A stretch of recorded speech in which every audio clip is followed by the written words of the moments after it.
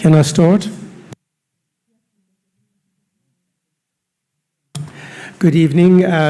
Welcome to tonight's meeting. I'm Kevin Jones, the Democratic Services Officer for the South of the Borough Neighbourhood Committee. The first item on the agenda tonight is the appointment of a chair and a vice chair for the 24-25 municipal year and for the planning subcommittee. For the South of the Borough Neighbourhood Committee, can I have nominations from the members for the chair? I'll put forward Councillor Grocott. Thank you. And second? Thank you, Councillor Dunstan and Councillor Councillor Kirsch. Congratulations, Councillor Grocott, you're in the chair. For the South of the Borough Planning Subcommittee, can I have nominations for the chair? It can't be Councillor Grocott in this instance. Oh yeah, Councillor Grocott. Then sorry, Councillor Grocott. So who's sorry? Oh, sorry, Councillor Bain, and I'll put forward for chair. Sorry. Thank you. Can I have a seconder for Councillor Bain? Thank you, Councillor. Congratulations to both Councillor Grocott as chair of the Neighbourhood Committee and Councillor Bain as chair of the Planning Subcommittee. Councillor Grocott, will you take the chair and do the nominations for the vice chairs? Yes, thank you. So this sounds a bit, I'm sure this appears a bit weird to you guys, but because we've started a new a new municipal year, we have to be formally voted in, and then we can start the meeting proper. So we're just doing the formal bit first, and then we'll start the meeting proper. So for the South of the Borough Neighbourhood Committee, can I have nominations for vice chair, please? Yes. Thank you, Chair. I would like to nominate Afi Laka for Vice Chair. Thank you. Can I have a seconder? Thank you, Councillor Dunstable. Thank you. So congratulations, Councillor Afi Laka, for taking the Vice Chair role again. Thank you. So, good evening, everybody. Now I'm officially Chair again. And welcome to this evening's meeting of South of the Borough Neighbourhood Committee. Yes, sorry, we need, thank you, Kevin. So we need a vice chair for the South of the Borough Planning Subcommittee. Yeah. So can I nominate Councillor Dunstable? No, Dunstone. Dunstone, I'll get your name right in a minute. So I was Dunlop during the election. Councillor Dunstone, thank you. I'll second that. Thank you, Councillor Bainon. Great. So congratulations, Councillor Dunstone. Thank you very much. So we have chair, we have vice chair of this committee, and we have chair and vice chair of sub-planning. Thank you. So, a particularly warm welcome to those of you that are with us tonight and to those of you that are watching online. And we also welcome, I've even got your name written down here, we also welcome Councillor Lorraine Dunstan, thank you, from Hook and Chessington North Ward, who has been elected to replace the lovely Stephanie Archer, who resigned in May. Welcome. Thank you. My name is Councillor Helen Grocott, and I'm the chair of this committee. So our housekeeping, so in the event of an emergency, the evacuation procedure is to leave by one of the fire exits and gather in the car park. Anyone requiring assistance should remain in their seats, and we have able officers who will assist you from the building. Anyone who wishes to follow our agenda online from their tablet or smartphone can do so by going to www.kingston.gov.uk. You go to your council homepage, then council meeting calendar, and then you'll find today's meeting under today's date. This meeting is being filmed for the council's YouTube channel, and we have an archived version that will be available to view shortly after the meeting finishes. If we do have to take any adjournments in proceedings, then the broadcast will be suspended whilst we consider information as exempt business. Members are reminded you need to switch. No, we don't, do we, Alex? They're on automatically. We just have to, okay, so I switch on to talk, then I have to switch off, and then you have to switch on. So we just have to remember we switch on and off at the right times. And can we make sure, please, everybody in the meeting, that you've got your phones off or on silent, please? So whilst we're doing that, I'm going to start from my right and I'm going to ask members and officers to introduce themselves, please. So, thank you. Good evening all, I'm Councillor Sharik Mirza, representing Chessington South and Morden Rushet. Good evening, Councillor Griselda's Kirsch, Chessington South and Morden Rushet. Good evening, Councillor Andreas Kirsch, Chessington South and Morden Rushet Ward.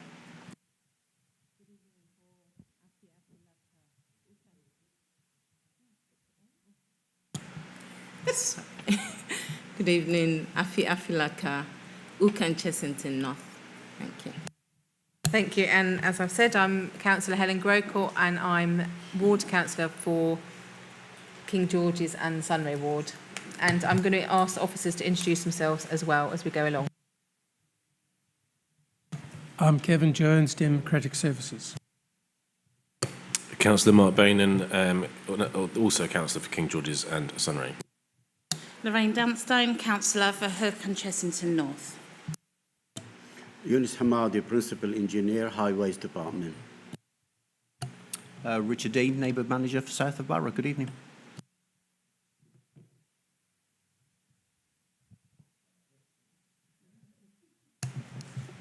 Hi, I'm Ralph Hyde. I'm the new Neighbourhood Manager for New Malden, observing tonight. Thank you. Thank you, Ralph. So we've introduced the officers. I might just ask officers to introduce themselves again when you do your reports, just so we can remember what your relationship is to your report. Thank you.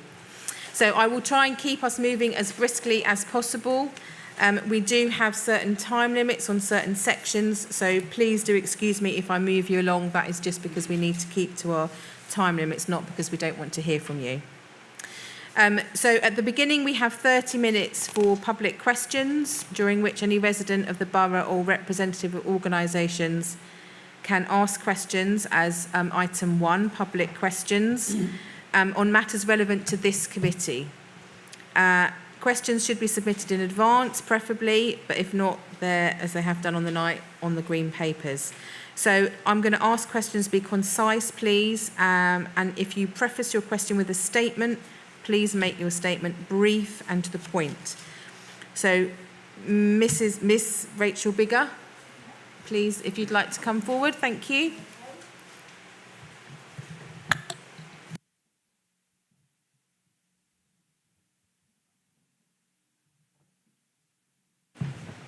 Okay, do I have to press something?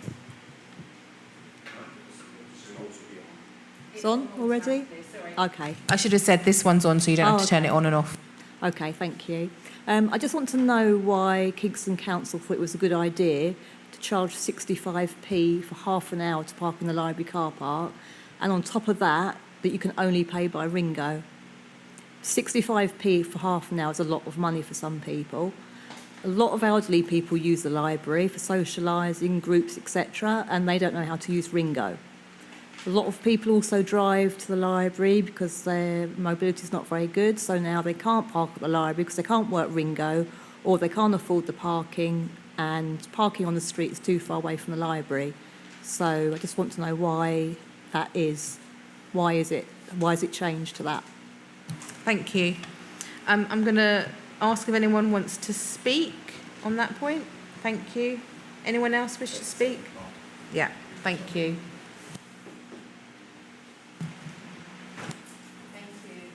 Question. Hello. Yeah, thank you for the question. I mean, we understand that is the cost of living crisis, and understand that, you know, everything has gone up, but due to economic factor, inflation, we know that cost of goods and services has gone up. So also is the cost of operations. So inevitably, the parking facilities cost for parking in the library has gone up. But we also have to remember that in comparison to other local authorities, it's just gone up by a few pence. In terms of Ringo is not the only avenue where we can pay, because we consider other people. There are shops where you can pay, and Andreas will be talking about that. It's too complicated. If an elderly person comes I can just to the ask you to library- hold on a minute, and then we'll come back. We'll ask you if Okay. you've got a supplementary question, but not comment. Thank you.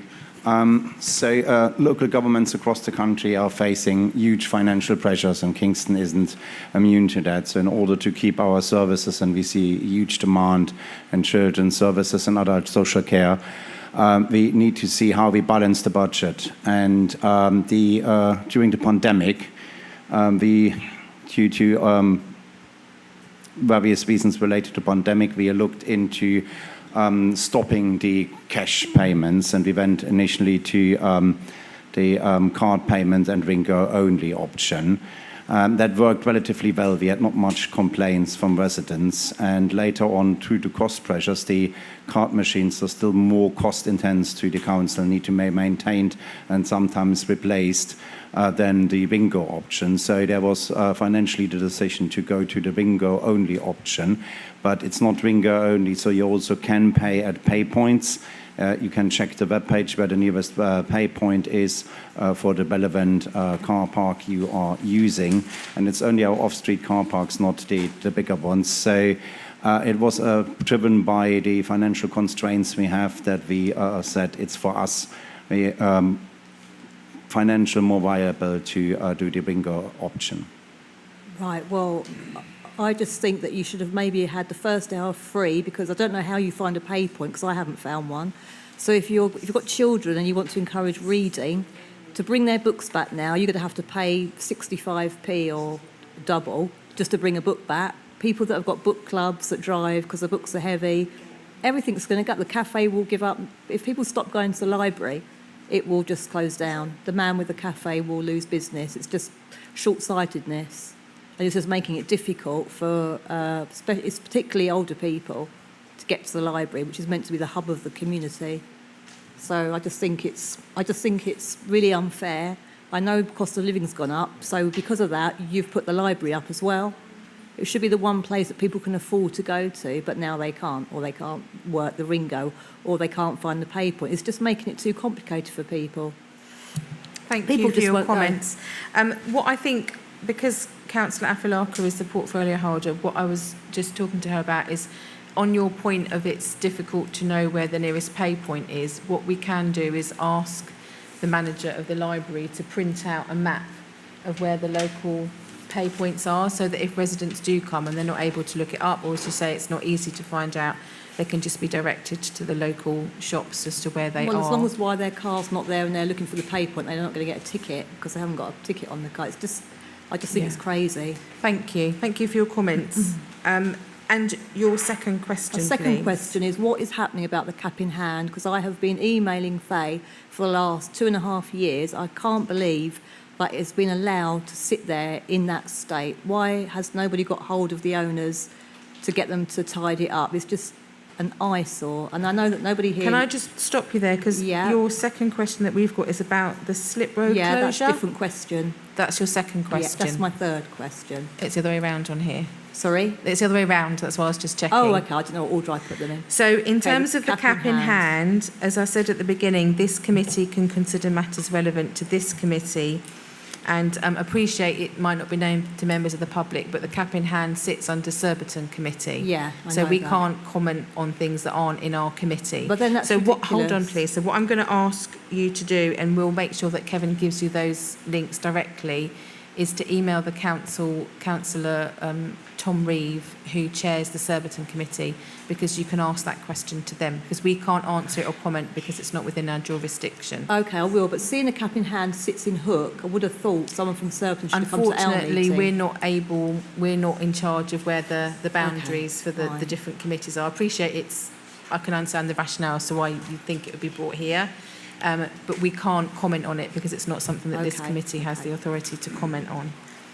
And then your second, or your third, question, please. It's the slip road closure at the Ace of Spades down to Hinchley Wood. Now, that has been shut for weeks.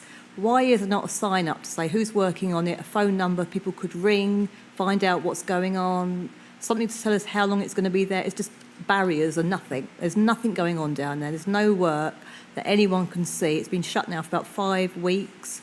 People are moving the barriers because they're so frustrated. Why doesn't someone put some information there so that people will think, oh, OK, it's fine then, or have a number to ring and find out what's going on? So I'm going to bring in Councillor Dunstone in a minute, but we also, because most of us live in the area, have experienced your frustrations. And in the last couple of weeks, we've established that this doesn't come under the Royal Borough of Kingston and it doesn't come under Transport for London. It comes under Surrey County Council. Well, I've emailed and I've heard that it's Surrey and Kingston and Thames Water. We have emailed Surrey County Council and we were informed that it was opened when it was opened, and we now know that it's been closed again.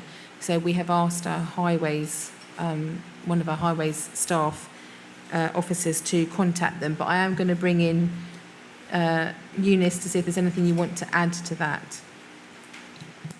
As you said correctly, Chair, the area is not under RBK. It's not within our boundary. However, we are happy to take that and try to find from the who look after it why, or if they can do anything to address the communication about putting telephone number or notice board or something. I'm happy to take that and pass it to the relevant people. Thank you, just Chair. if there's some information, a phone number to ring or We agree, an and that's explanation. why we've been making those inquiries. But as you'll appreciate, it's not within our gift to tell other councils what to do, but we absolutely and have been representing your frustrations and others in terms of lack of communication, lack of signing, the fact that it's relating to roadworks that are half a mile down the road.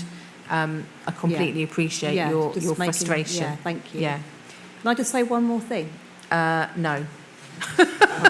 I'm really sorry, but I can invite Councillor Dunstone to comment because we've got a lot to go through. Okay. Thank you. Hi. So it was just, I have been in touch, so I've had a look. I've got the app which tells me that the licence for Thames Water to have that road closure is until the 31st of July, so the midnight on the 31st of July. The reason it was opened over the weekend was because of the M25 closure. So they opened everything with any roadworks on it to allow traffic to try and move a little bit more freely. But it's Thames Water work that is happening under a Surrey County Council licence or permit. They just need to put a sign up to inform people. I completely agree, and this is something we have been in contact with all the authorities to try and get sorted. Unfortunately, as of yet, they've yet to come back to us. Okay. Okay. Thank I you haven't very got a much. question, it's just a suggestion, but no time. No, sorry. Okay. But you can feel free to come and talk to us afterwards. Okay, I'll do that.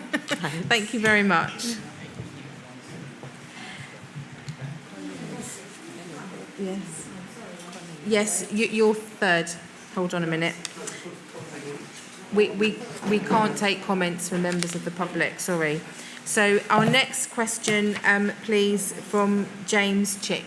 Thank you. So, further to our conversation earlier, James, what I'm going to ask you to do, but I need to ask your permission formally, is we have an agenda point later on, point 9, which specifically is talking about the traffic management order on Rodens Avenue. And therefore, rather than having a discussion now and having the same discussion in the context of the TMO, what we'd like to do is invite you to comment at that point when we're having the discussion, so that your points here, that it's very helpful that you've written them down for us, thank you. We can make sure that they're part of the discussion when we come to that agenda point. Yeah, sure. Thank you very much. So, Mr. Punch, thank you.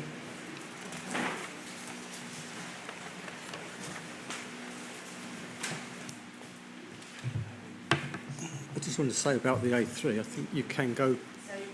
Sorry, your question, please, on blanket 20 miles an hour zones. Thank you. Right. Since December last year, I've been asking for the information provided to the committee for their decision on the blanket 20 mile an hour zones, but I've never received it, despite many emails to the Highways team, usually without even an acknowledgement of my request. After South of the Borough meeting in April this year, however, I did receive a map of collisions, a PDF map of collisions over the past 5 years, but it did not give the complete details that was originally asked for. If the Highways were unable to locate that original information, maybe the committee could send me the information that they received when they made the decision. Since the creation of these zones, the councils by councils across the country, a government report stated that it's not practical as it interfered with day-to-day operation of vital services and that they should have consultations with residents. In fact, Wales, who turned most of the country into a 20-mile-an-hour zone, has realised how impractical it is and have since been changing some areas back to 30 miles an hour. With this in mind, will the committee consider a return to 30 miles an hour on main roads in the borough and those where, for example, there is little pedestrian traffic? So just so that I'm clear on the question that you're asking here, it's that last sentence. Will the committee consider a return to 30 miles an hour on main roads? Yes, because it was impractical in the first place.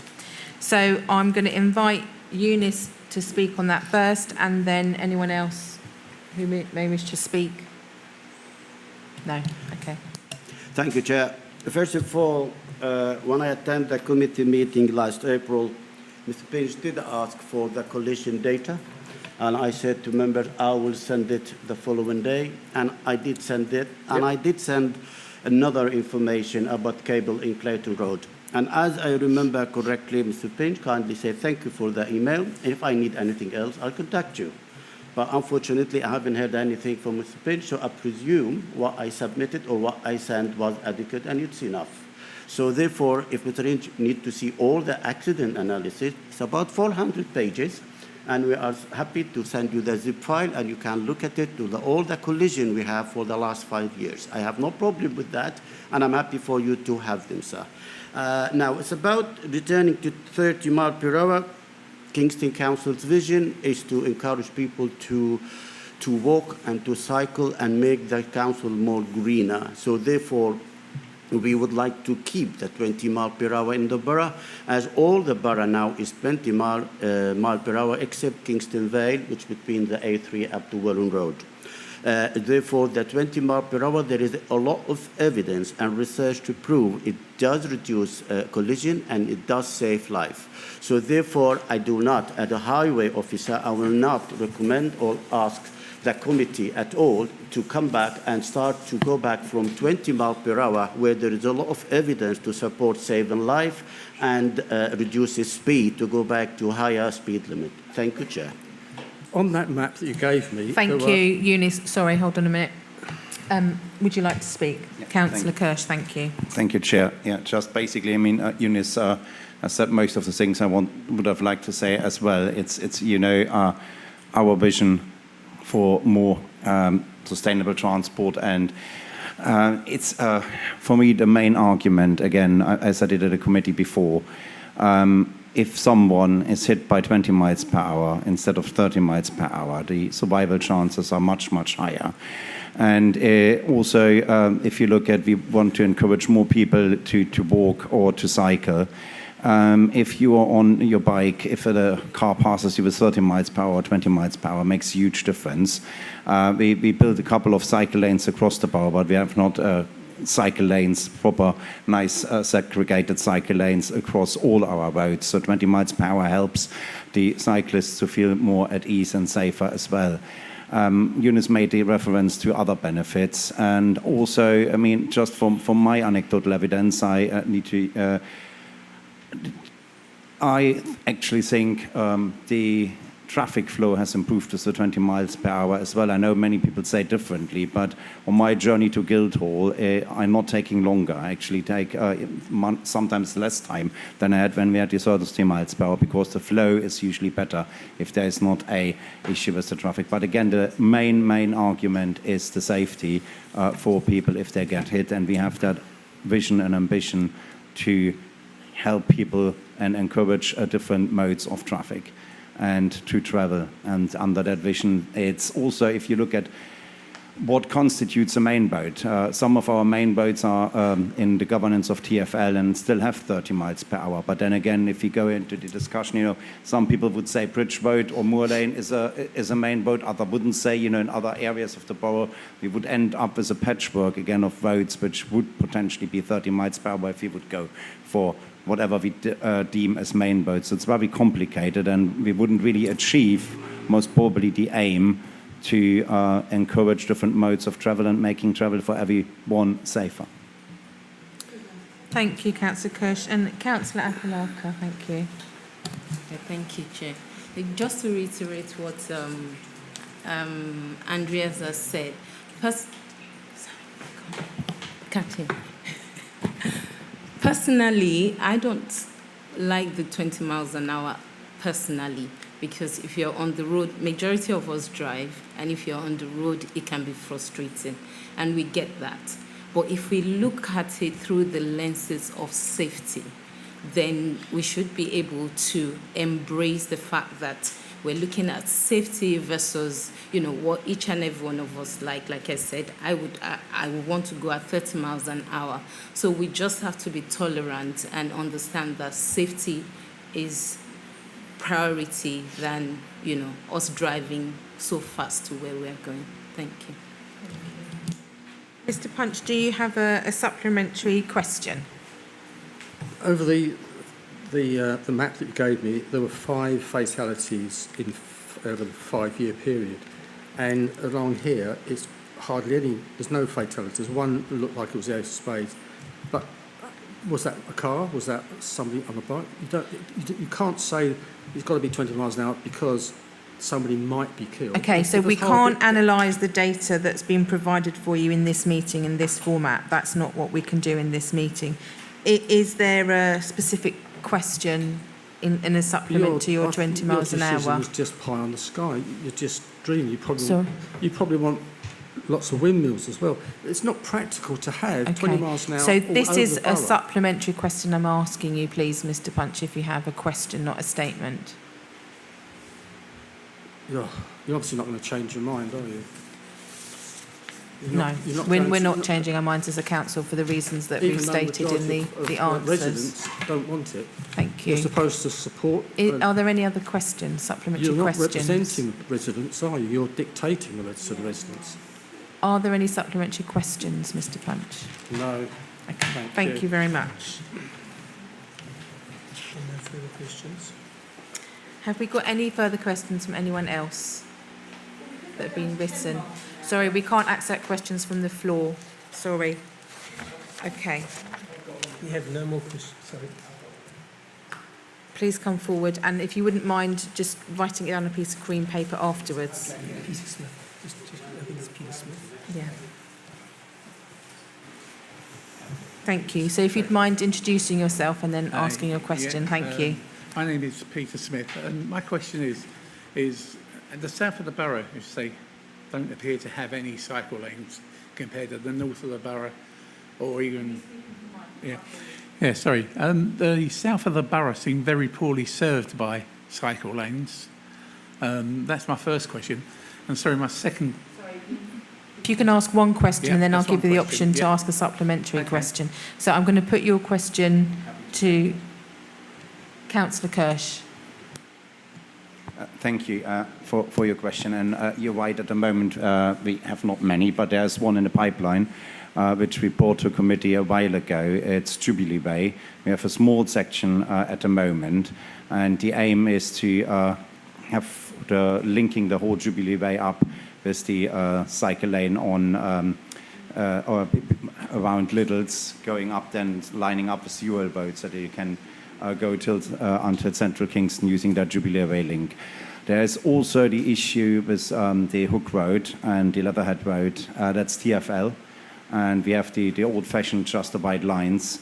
And I have been, whenever I met representatives from TfL, I make the case that it would be nice if they could look into having more cycle lanes on their own boats in south of the borough.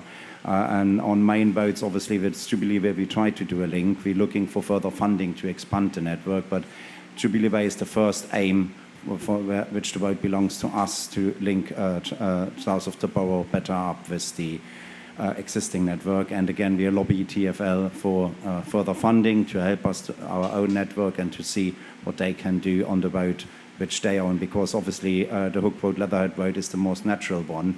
And we also have people from Morden Washart, ardent cyclists who would wish for better cycle connections from Morden Washart to Chessington and then to Kingston. But unfortunately, the whole A243 is TfL, so we lobby with them, but we can't force them to do anything.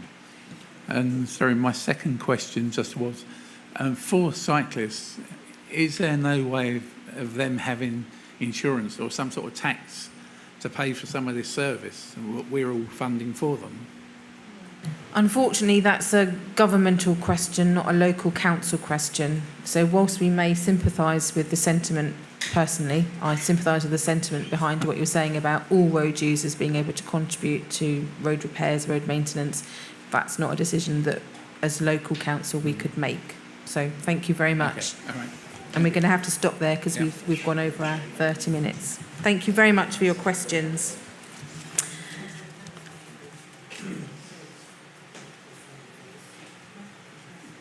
Thank you. Thank you, councillors. So we'll move on to item 2, petitions.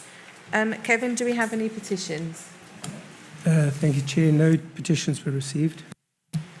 Thank you. And so we'll move on to item 3, apologies for absence, please, Kevin. We have apologies from Councillor Ansari. Thank you. So moving on to item 4, declarations of interest. So this is where members are invited to declare any disclosable pecuniary interests or any other registrable or non-registrable interests relevant to items on this agenda. Do any members have any interests they wish to declare? Okay, so I do.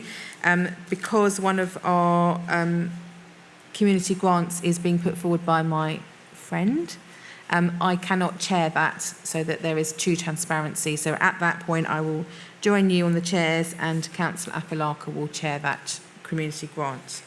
Thank you.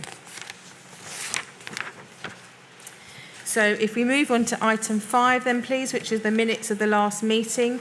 Can members agree to confirm the minutes of the meeting held on the 27th of March 2024 as an accurate record? Agreed.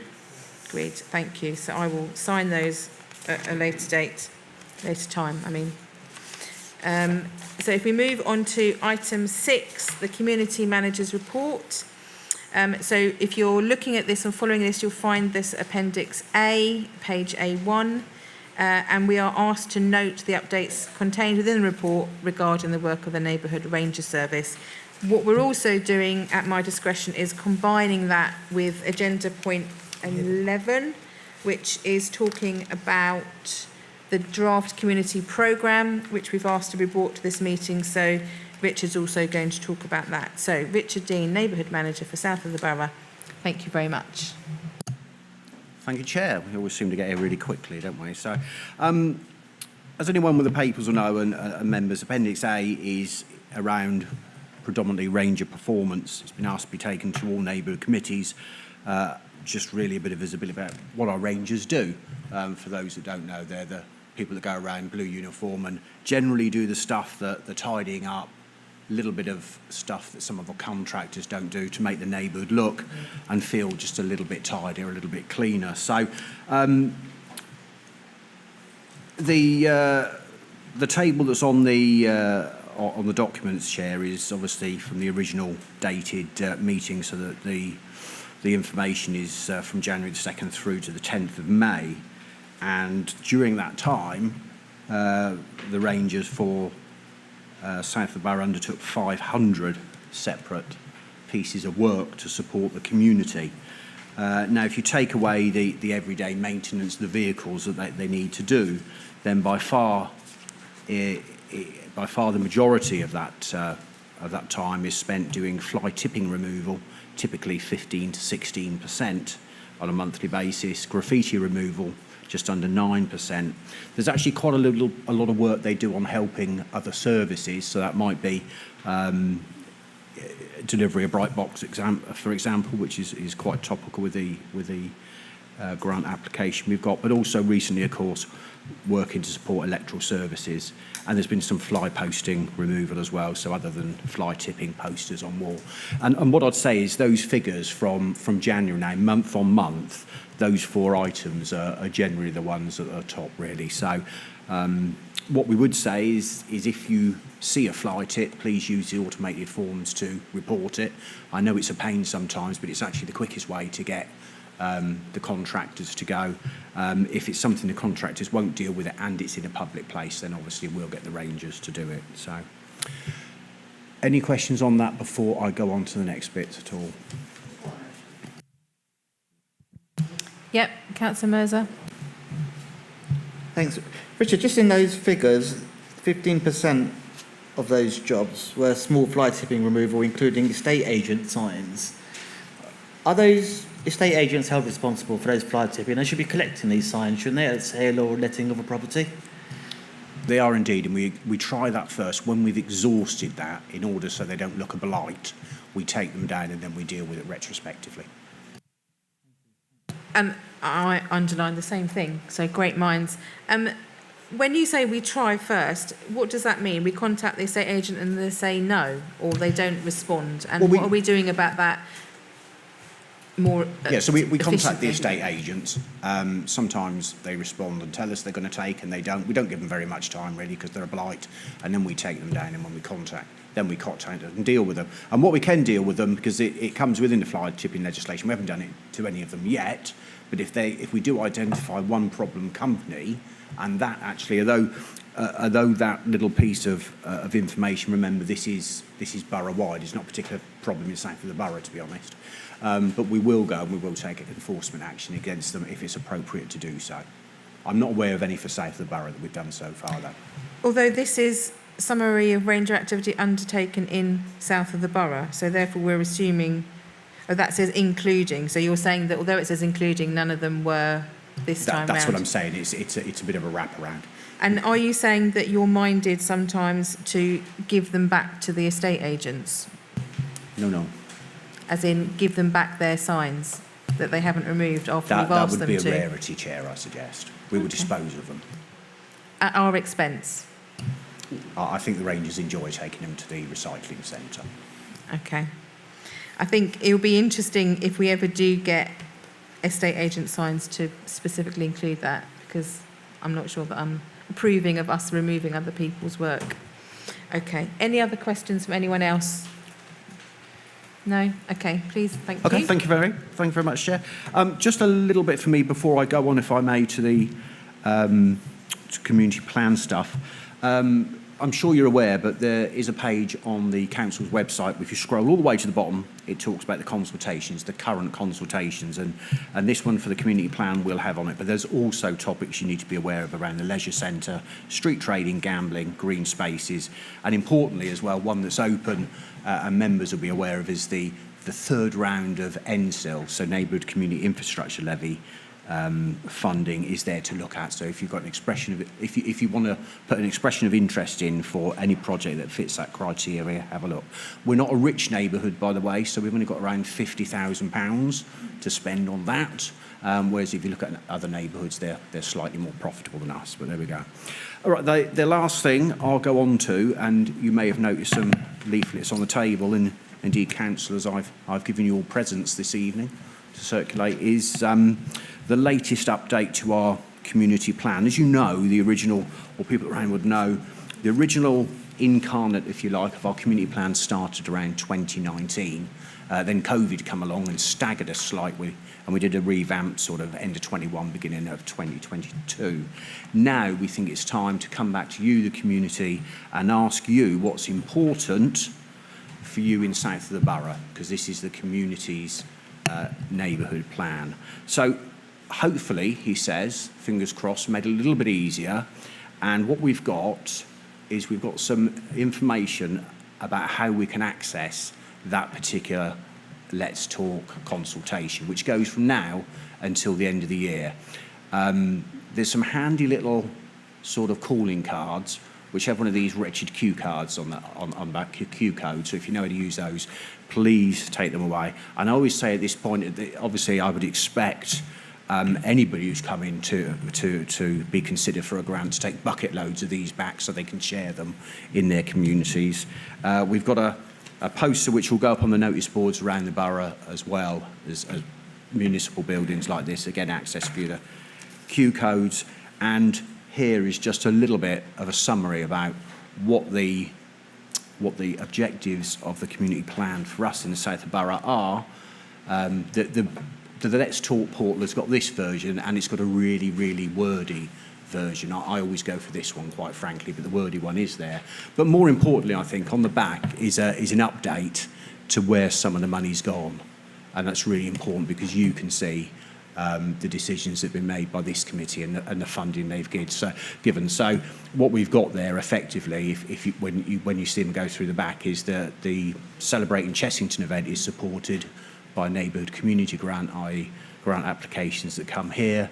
A kitchen for the community, that was a Neighbourhood Community Infrastructure application by St Mary's Church Hall, and the little item on the end earmarked from food to festivities is about how we, in a broad brush, spend some of the council award funding. Each of your councillors have £2,000 of council funding, not their own funding, council funding to support projects within their ward.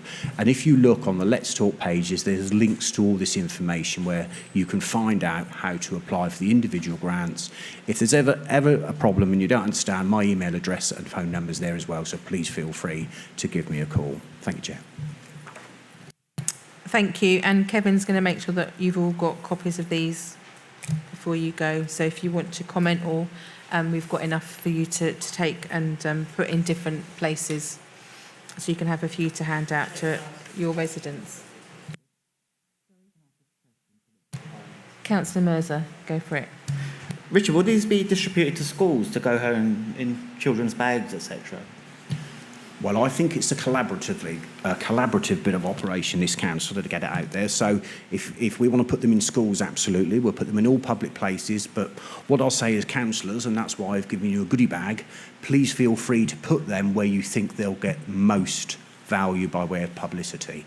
And just to reassure you, we won't run out.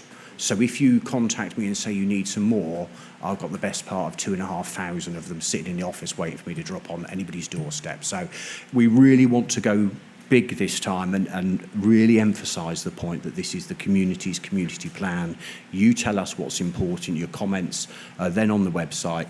We moderate them, we pick them up, we then discuss them to see what's going in their plan with you. Thank you.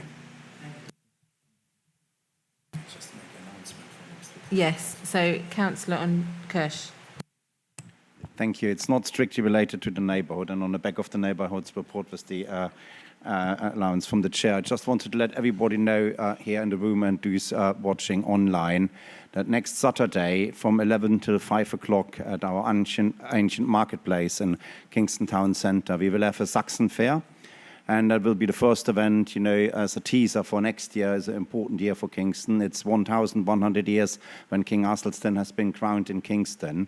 And we want to celebrate that over a couple of months. And the Saxon Fair next Saturday is the first starter event. And bring it a bit back to the neighbourhood as well. As Richard, just encouraged everyone to engage with the Let's Talk portal and with the other ways how you communicate. If you have any ideas, we're looking still for partners and for events in regards to the 1,100 years of King Athelstan celebrations to do anything in south of the Borough. So please let us know. We are grateful for any feedback and any ideas. Thank you. Thank you, Councillor Kirsch. So we're going to move on now to item 7, the Community Grants Programme. So if you are following this online or if you're looking in your packs, this is Appendix B.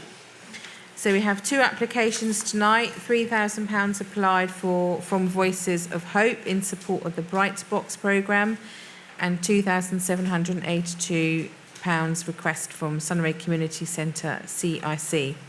So our normal process will be the same tonight. Each applicant will be allowed 3 minutes. We'll take them separately, and then members will have 5 minutes to ask questions.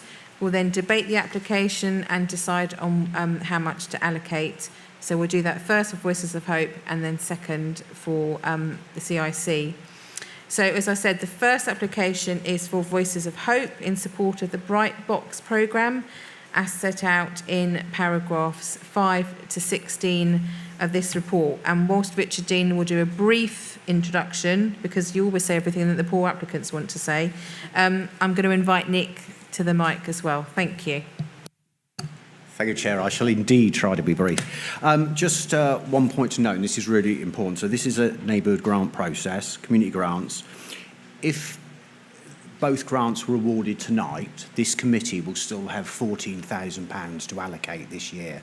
So if you're sitting in the audience and you've got a project in mind that sits the criteria, or you're looking online at us later and you think, can I use any of that money up to £3,000, please get in touch with me. Right, thank you, Chair. As you rightly say, the first application is from Voices of Hope for the Bright Box project. Nick Dawson is here from that project. As we know, Voices of Hope are a Kingston-based not-for-profit charity, and they've applied for £3,000 of Neighbourhood grant funding to continue their Bright Box project in the south of the borough during the 2024 and 5 school year. Brightbox is indeed entering its 4th year of supporting communities across all neighbourhoods, but specifically the south of the borough with this project.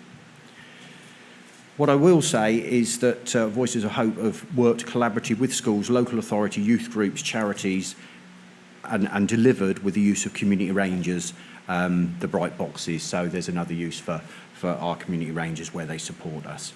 Now, the amount of money they're asking for is detailed in the report, so I don't presume to go over that for members who have time to read it. The one thing I will do is bring members' attention to paragraph 17, or 16 and 17.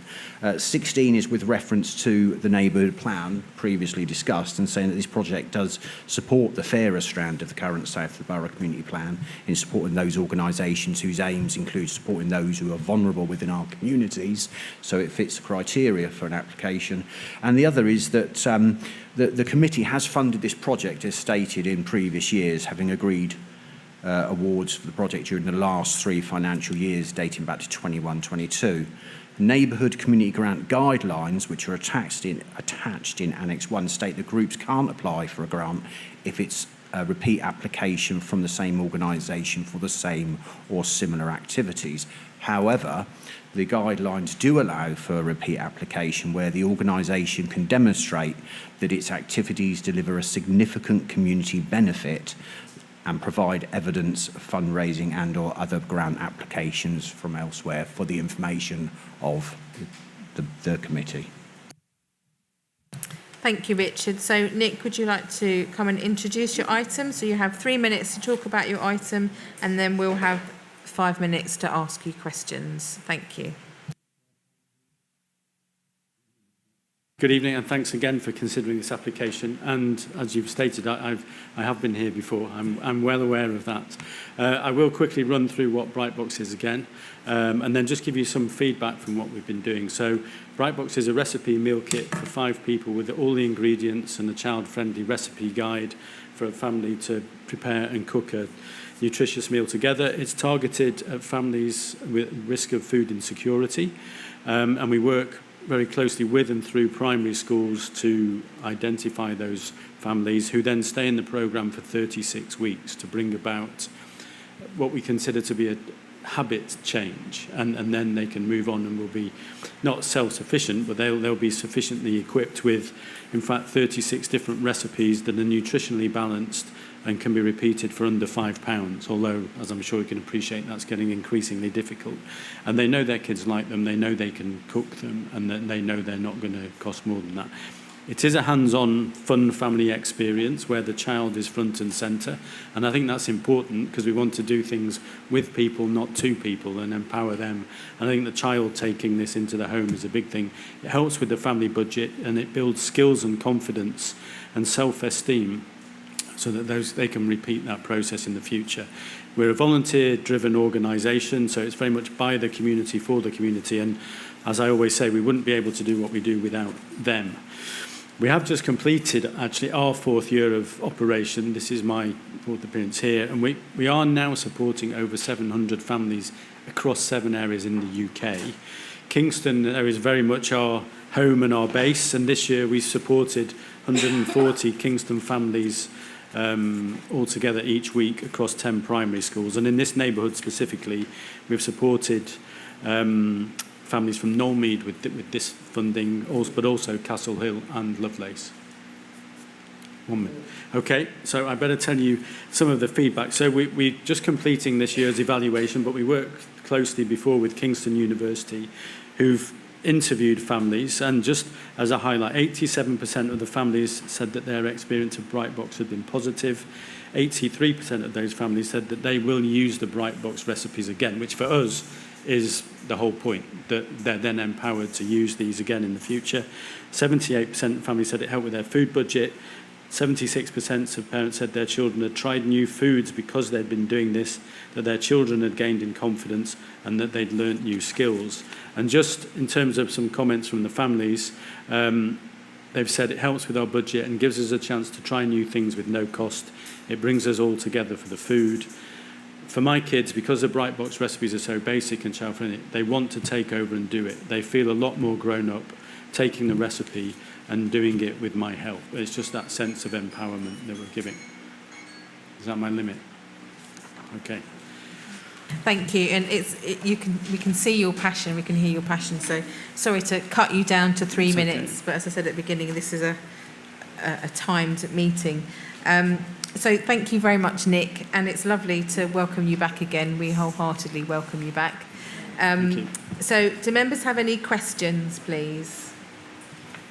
So Councillor Griselda's Kirsch, Councillor Afilaka. So thank you, Councillor Kirsch. Thank you. It's hopefully just a quick and simple question. How do you what comes under core costs in your cost breakdown? So you've told us everything else, but not core costs. Yeah, so I suppose, well, core costs is the really boring stuff, actually. So it's things that we have an accountant who does our accounts, who pays our invoices, and obviously our CEO. So the real core admin people who will do recruitment, they'll do management of the charities, administration, and in particularly, it is mainly the financial bit. We shop for kind of 1,500 people each week, so that generates quite a lot of paperwork. So it's mainly to cover that, to be honest. Nice to have you back. Thank you for what you do. The fact that you are helping the community live healthy at a very low cost, I think that's applaudable. My question is, at what point do you sort of stop supporting a family over the year? Do you support them throughout the year, or at some point you stop supporting? Because, of course, there are so many people that would need the service that you're providing. Thank you. Well, I think we've thought about that, and again, we work closely with the schools on this. So our intention with the programme, and we've done some research into this, is that we'd like them to be involved in the programme for 3 terms of 36 weeks, because what we've seen is that we do want the kids to be very much involved in the cooking, and we do want them to we do want them to change their habits.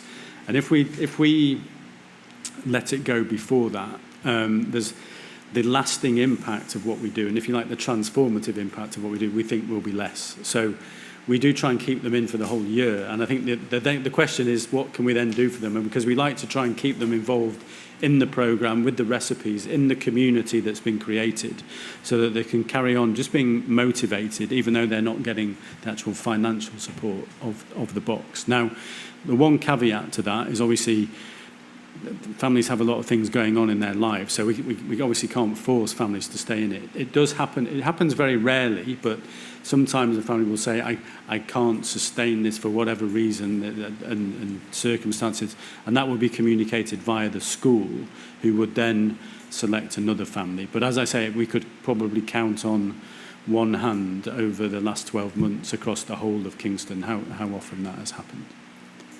Thank you. And my question was related to, I think, your comment you said just now. As I said, we are very pleased that you're coming back and asking for us to support you again. And it'd be interesting to find out if you do any research about, you talked about lasting change and the kind of the impact in terms of transformation on habit forming. Do you do any research after that year to find out how many of those families carried on doing those activities without being funded in terms of that kind of habit forming?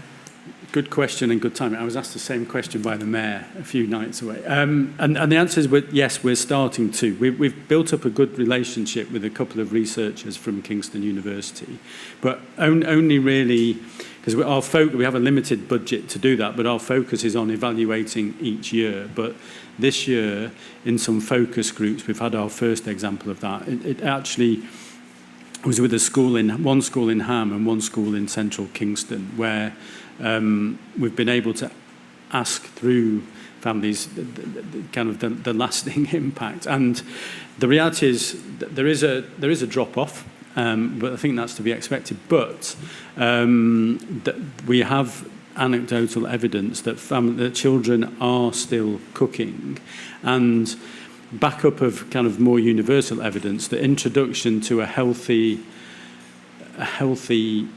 way of eating in key stage 2 years tends to stay with families for a lifetime. So, and we are now building into our annual research programme, going back and finding previous years' cohorts. That obviously means we have to have stable relationships with the schools to build up that evidence that it's really working over time. Thank you. Thanks very much, Nick. So I'm now going to move from the chair the following recommendation: that the application for a neighbourhood community grant of £3,000 from Voices of Hope in support of the Bright Box programme as set out in paragraphs 5 to 16 of this report be approved. Do I have a seconder? I'll take Councillor Dunstone, just because you're new. I'm pleased that you've got loads. So would members of the committee like to, if you'd like to speak? So Councillor Dunstone, go for it. It's really just as a comment, yeah, I'm really supportive of this project. I have been since the very beginning. I think you do an amazing job. And on behalf of the residents, just wanted to say thank you very much for everything you do. Thank you. No, thank you all for your... Yeah, thank you. Does anybody else wish to speak? No. Okay, so can I take this vote as unanimous, or do we want to vote? Agreed. And I have to say, we always say agreed unanimously, so that demonstrates our support for your work. So, yeah, on behalf of the committee, I would just like to say we are very pleased to award you the full £3,000 that you've requested. We wholeheartedly support the work that this does in terms of supporting families, supporting children, and working with those people that find food insecurity a challenge. So thank you very much for coming tonight. Thank you very much once again. And as I think I always say, and a number of you have taken us up, but if you'd like to come and visit and see what we do, obviously we do take a small break over the summer, as the schools do, but it would be great for our volunteers, because to meet some of our volunteers who are involved in the project as well. So please take us up on that. Thank you. Okay, thank you very much. So I'm now going to recuse myself, which is a formal way of saying I'm going to sit with you.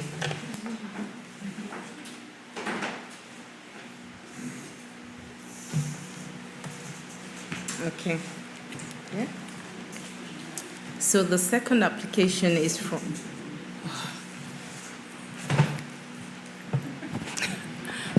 Don't know how to do this. Okay. So the second application is from Sunray Community Centre, CIC, as set out in paragraphs 17 to 25 of this report. Can Richard Dean give a brief introduction, followed by an introduction by the representative of the applicant? Richard, please, over to you. Thank you, Chair. I think everyone thinks I go on a bit. So, briefly, we have an application from the Sunray Community Centre, CIC, for £2,912 for some refurbishment and support for community activities to take part in the Sunray Centre, of which they've recently become the leaseholders, in fact, the 1st of February. The purchases are in Table 2 within the report, that's at number 25, and just need to say, committee, that the project does support the fairer strand of the current South Borough Community Plan in the development of a community space to provide activities within the community aimed at enhancing communities and reducing feelings of isolation. Additionally, the planned activity will lead to increased opportunities to become and or remain physically and mentally more healthy. Thank you, Chair.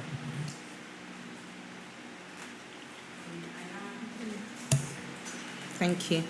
I now invite the representative of the applicant, Victoria Stewart, to introduce the item.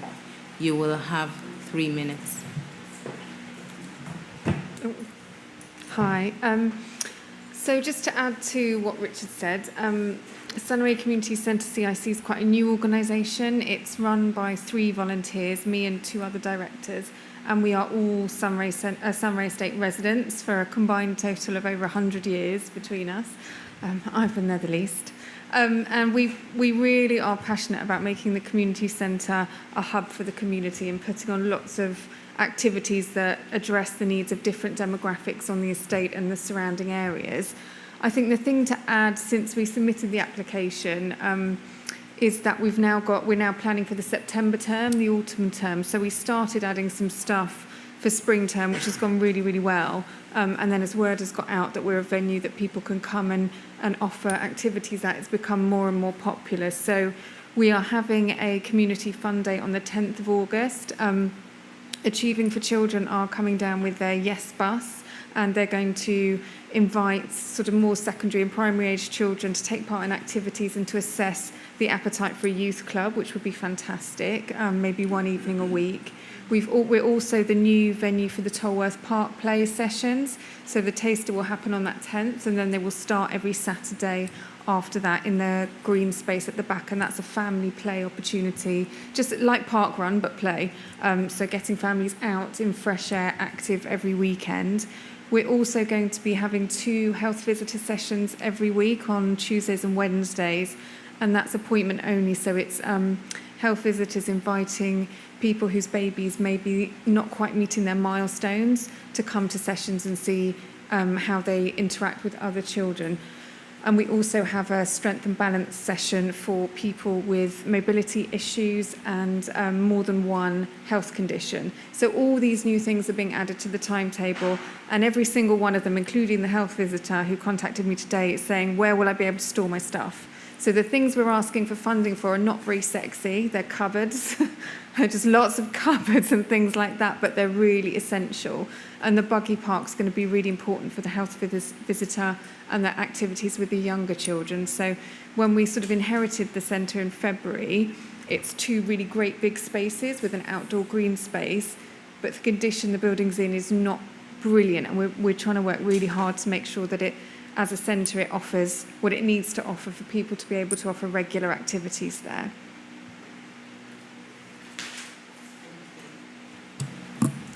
Thank you. Do members have any question to the representatives of the applicant? Do we have any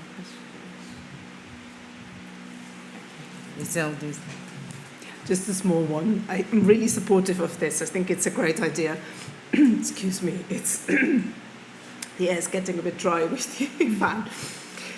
I just think it's within the budget, it's very ambitious. So you try to do a lot with very little money, and I'm slightly worried that you might go over budget. Do you have a sort of plan B to avoid that? Sort of. So we've got some willing volunteers who are providing a lot of the labour. So for things like the buggy park, a lot of that will just be the timber costs, and some volunteers have agreed to do the carpentry work for free.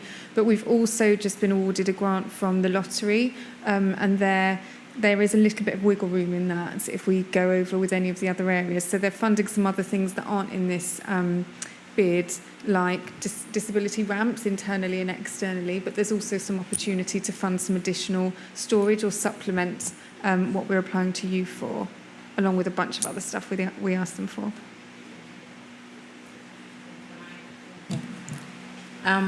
This initiative has started already, or? That work hasn't. So we've taken on the community centre lease, but the activities that we're asking for the funding for have not started. We haven't bought any of the storage or started building the buggy park or anything like that. It's dependent on getting the funds. Okay, thank you. I'll now move the chair the following recommendation, that the application for a Neighbourhood community grant of 2,912 from the Sunray Community Centre CIC, as set out in paragraph 17 to 25 of this report, be approved. Do I have a seconder? Okay, thank you, Mark. Would members of the committee who wish to speak please raise your hand? Councillor Frost. Okay. Mark. Hi, Victoria. Yeah, so this is in my ward as well. Just to let everyone know. Yeah, good to see you here, and yeah, I hope it's all going well. I know you're still kind of early days, with you taking over the site, and I know it's a very important community asset, and I know you've got great you've got ambitions to to make sure that it's something that's going to be for the benefit of the whole Sunray community and and beyond potentially. So. Yeah, thank you. Well, thank you very much for yourself and your colleagues for taking this on and the work you're putting in, and wish you all the success. Really, I think it's great. Yeah, what you're doing, and I'm very happy to support this bid. And just wanted to acknowledge that. Yeah, well, wish you all the best, and thank you for your efforts, because it's an important asset, and we're really behind you to help this work for the benefit of the community. Thank you. Mark. Thank you. Councillor Kosh. Thank you, Chair. Thanks again for the application, and I just want to say wish you all the best and all the luck with the new lease, and especially, looking at the autumn program, what you're planning to do, I hope you can go ahead with all of these activities. They're looking really, interesting and very inclusive, so very much aligned with what we try as a borough to do, so really wish you luck then. Thank hope you. all the things will happen, and you have a lot of people joining in the activities. Thank you. You're welcome to come to any of them. Yeah, just to reiterate that as well, that's an amazing ambition, inclusive, bringing all the community together and diverse age as well. So we wish you all the best and hope you get the aim, what you're looking for. Thank you. Can I take that as an unanimous, or does the committee wish to go to a vote? Agreed. Awesome. Thank you. Thank you so much.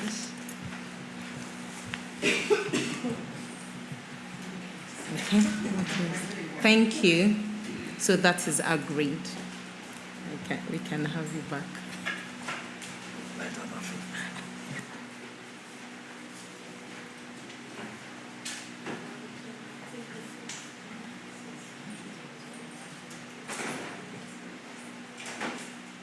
For Afi, I was just saying, do you need glasses? And she said she forgot them.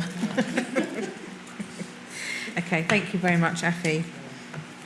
So we'll now move on to item 8, which is Eunice's. All the next items are Eunice's. So item 8 is we're looking at a disabled bay on Hartfield Road, and we are considering the objections to the traffic management order. So, as you probably know, when there's any changes to the road, there's a process that we have to go through legally called a traffic management order, and that is where members of the public can put forward any objections to the suggestions of the traffic management order. So specifically, this is a proposal for a new disabled bay in Hartfield Road in Chessington. So Eunice, please could you briefly introduce your report? Thank you. Thank you, Chair. We received an application for a disabled bay in Hartfield Road. It wasn't an easy decision because at that location we already have 5 disabled bay, and that will be the 6th disabled bay.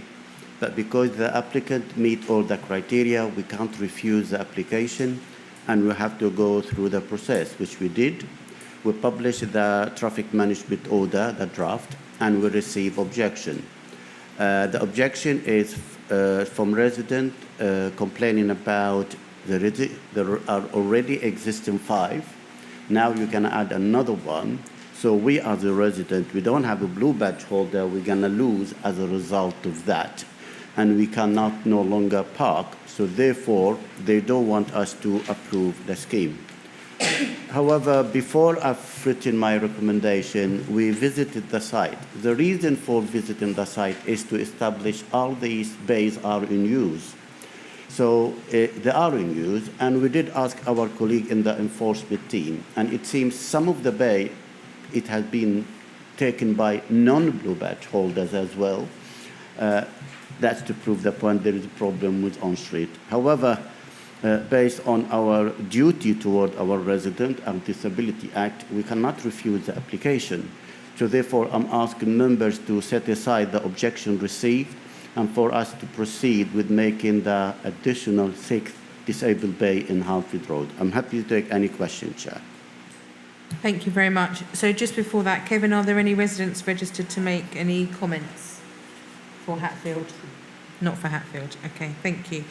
So I will now move from the chair the following recommendation, that the comments and the objections received as set out in paragraph 4 and the officer's comments as set out in paragraphs 5 to 8 be noted, and that the objections received be set aside, the implementation of the traffic management order for the introduction of a new disabled bay in Hartfield Road, Chessington be approved, and that the objectors be informed of the committee's decision. So do I have a seconder, please? Thank you, Councillor Afalaka. So any members of the committee wish to speak? Could you please raise your hand? Councillor Dunstone, thank you. Thank you, Chair. It's just a question. I mean, obviously, there's quite a lot of disabled bays in one road.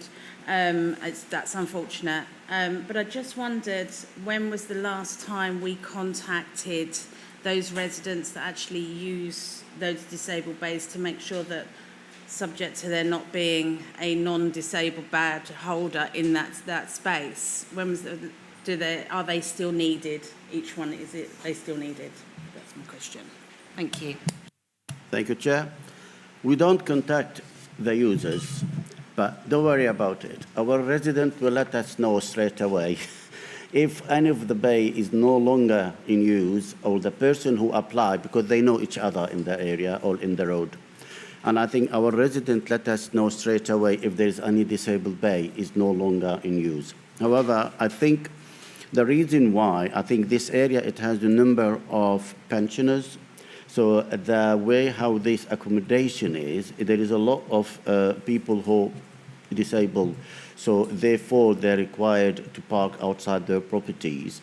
I think that's why it's unfortunate, but usually we don't have that many disabled at one location. But I guess the residents who live in that area, it seems they are in need for it. So therefore, we have no choice other than to accommodate the need of our resident. I hope that answers that question, Chair. Would you like to ask a supplementary question? Thank you, Eunice. Sorry. First time back. I'm a bit disappointed that we don't actually go back and check, because if non-permit holders are using the spaces, would they necessarily grass each other up in the same road? That's my comment, sorry for the language. And a supplementary to consider is, under the Data Protection Act, do we have the right to know, would you have the details, for example, to know which resident holds which disabled bay, and therefore do we have any way of physically going back to them? Okay, I'll answer the two questions.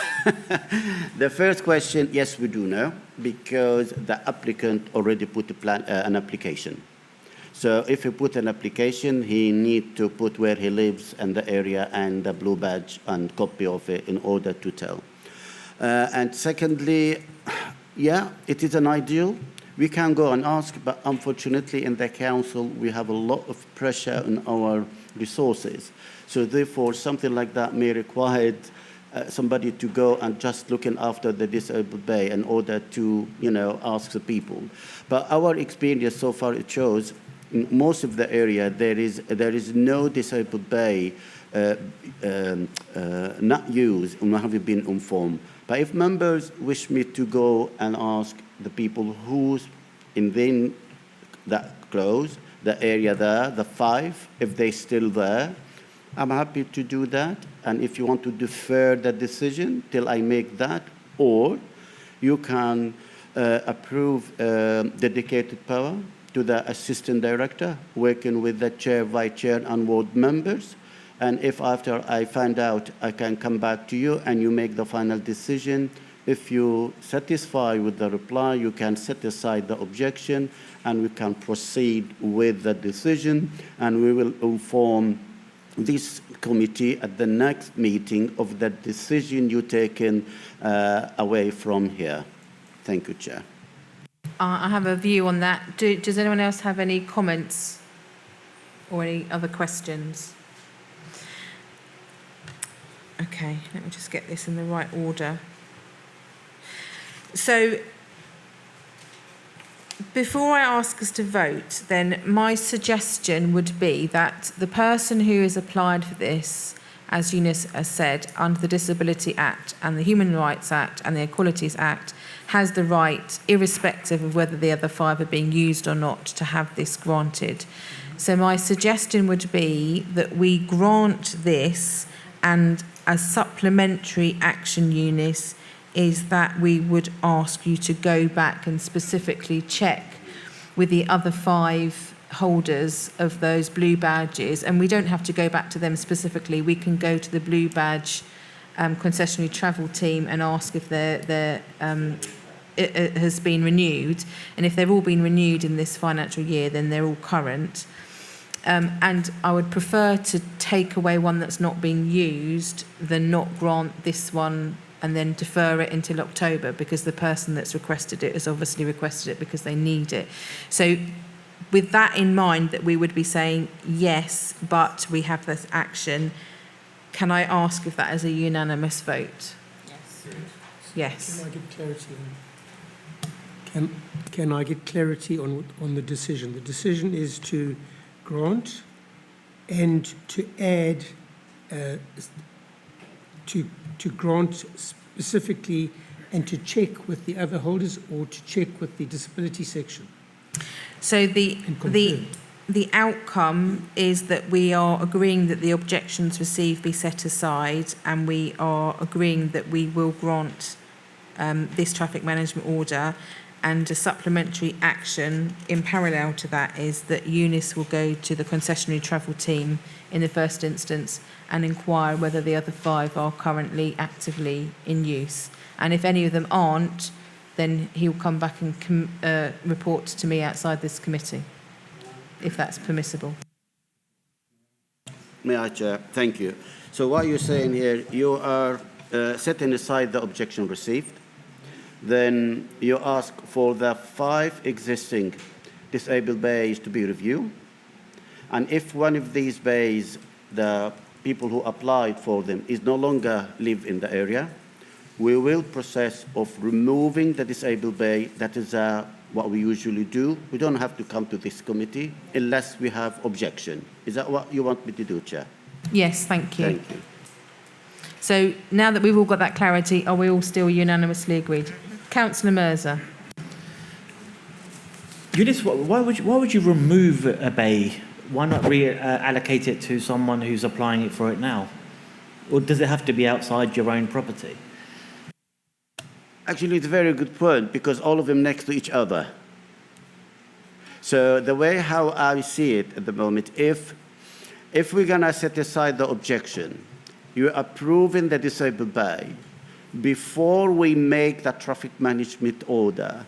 So if one of these bays is no longer is needed, which most likely is not the case, because as far as I'm aware, all of them in use. So if it is not, we don't have to burn it and add a new one.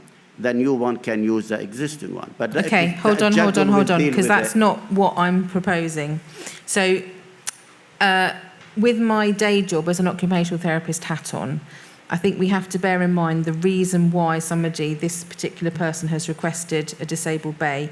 And under the blue badge guidelines, there is a certain distance that person can walk or can't walk. So it's not about, is there one in your road? It might be 2 houses down. It's, is there one near enough to your house? So I would not want us to say, we will remove one of those ones so you don't need your one, because I think it's about taking this decision for that individual. So your question as to why would you remove one is because they are granted to a person, not a property. So if the person living in any of those other 5 had moved away, therefore that would negate the need for that person to have a disabled bay. So we would remove that person's disabled bay rather than say for this person you can use that one because that's not outside their house. Are you happy with that? So I'll ask again then, just so we're all clear, with all those clarifications, are we happy to agree unanimously that we will set aside and grant this one and review the other 5? Yes. Yeah, thank you for your question. Do we need...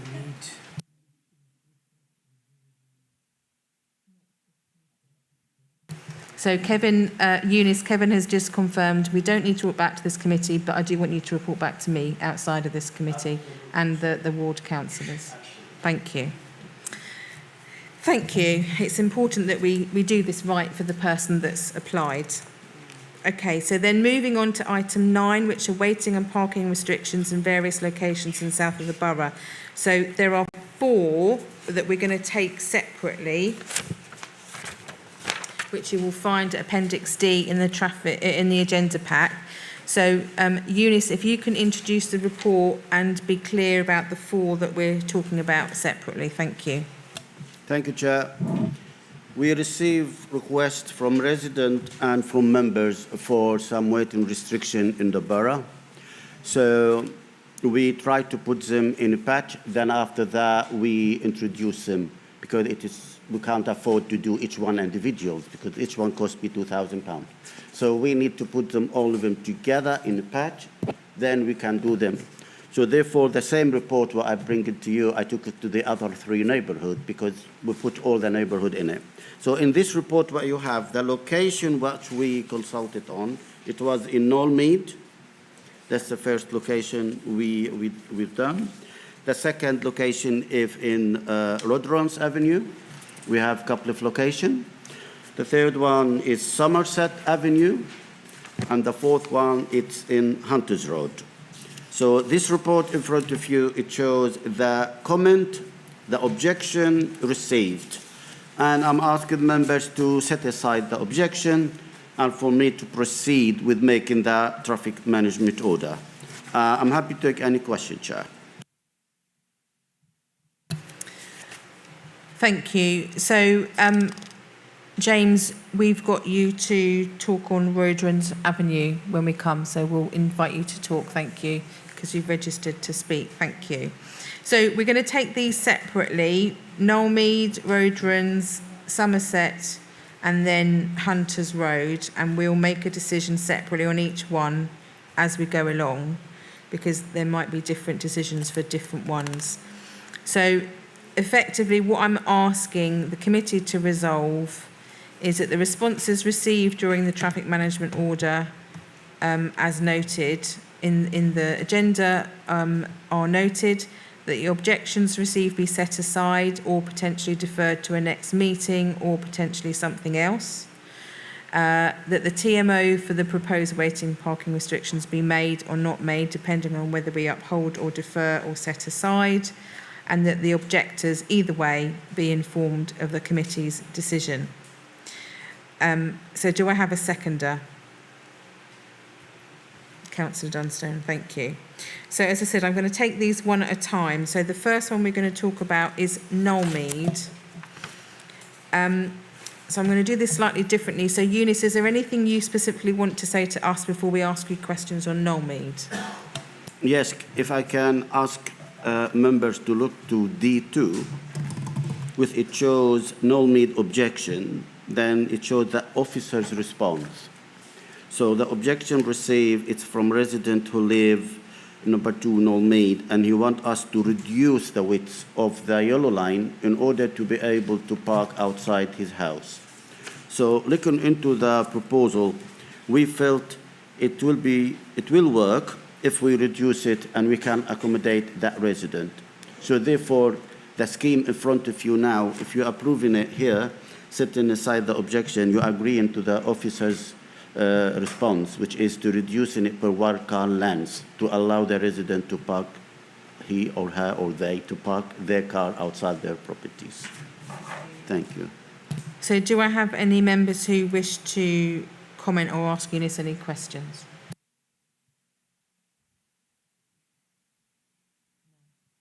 So can we vote on the fact that we are going to uphold the decision, which is to set aside the objection, bearing in mind that the TMO has been altered already by officers as a response to the objection that was made, which is to not have it outside number 2 so that the people in that house can park outside.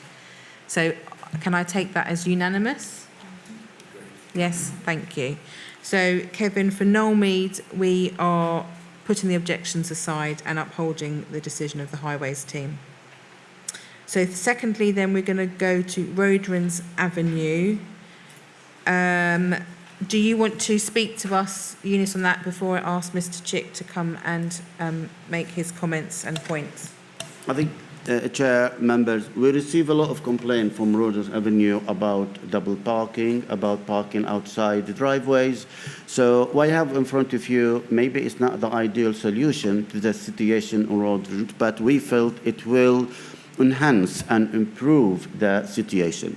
However, as you can see, there is very good comment has been put in the report for Rogers Avenue, which we felt as the officer but it's not a part of this discussion today, but it's good to explore it if it is possible.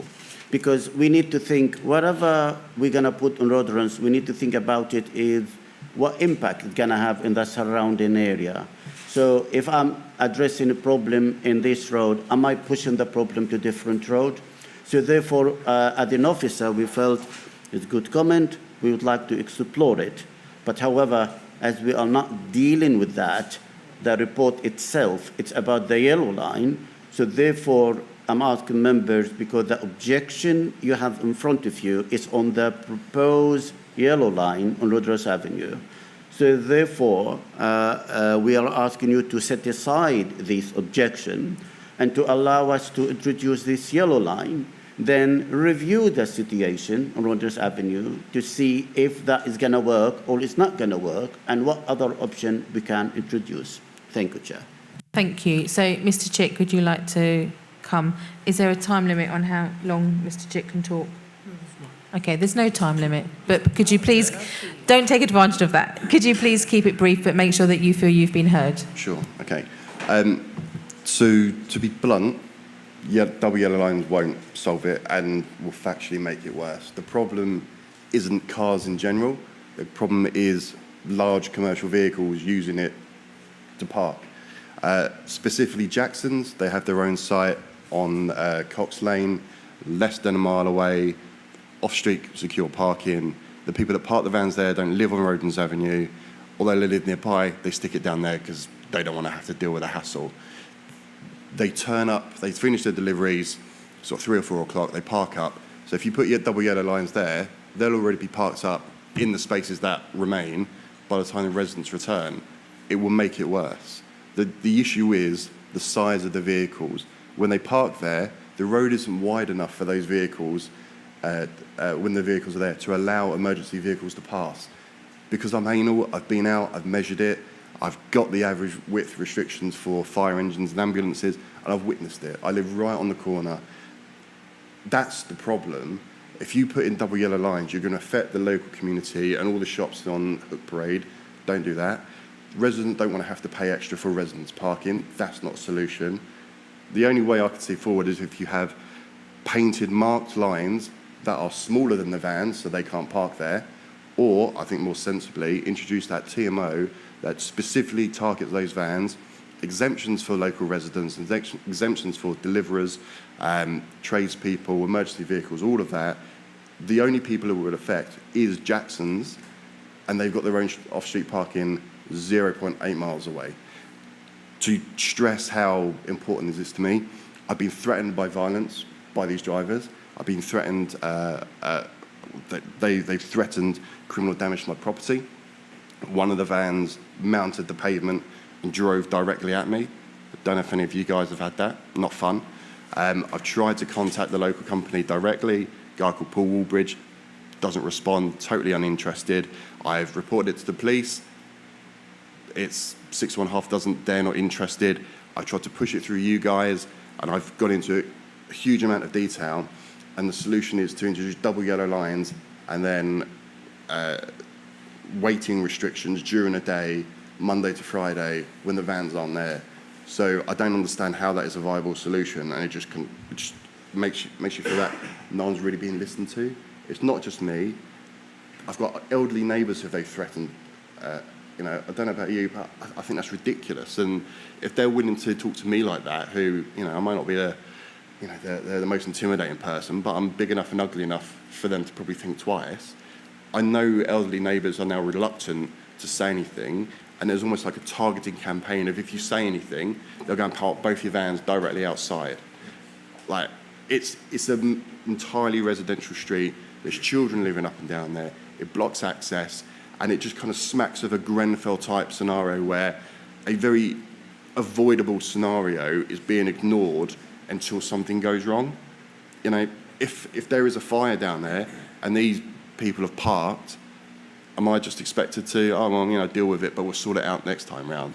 It's ridiculous. And the introduction of that weight restriction overnight solves it. And it's the cheapest option for everybody involved. So I don't understand why we're having these conversations about double yellow lines. If we do allow them to go ahead and review or investigate the TMO, that's never going to happen because you've just introduced the lines and we'll be told to wait and see what happens. Address the problem. Don't try and paper over a crack.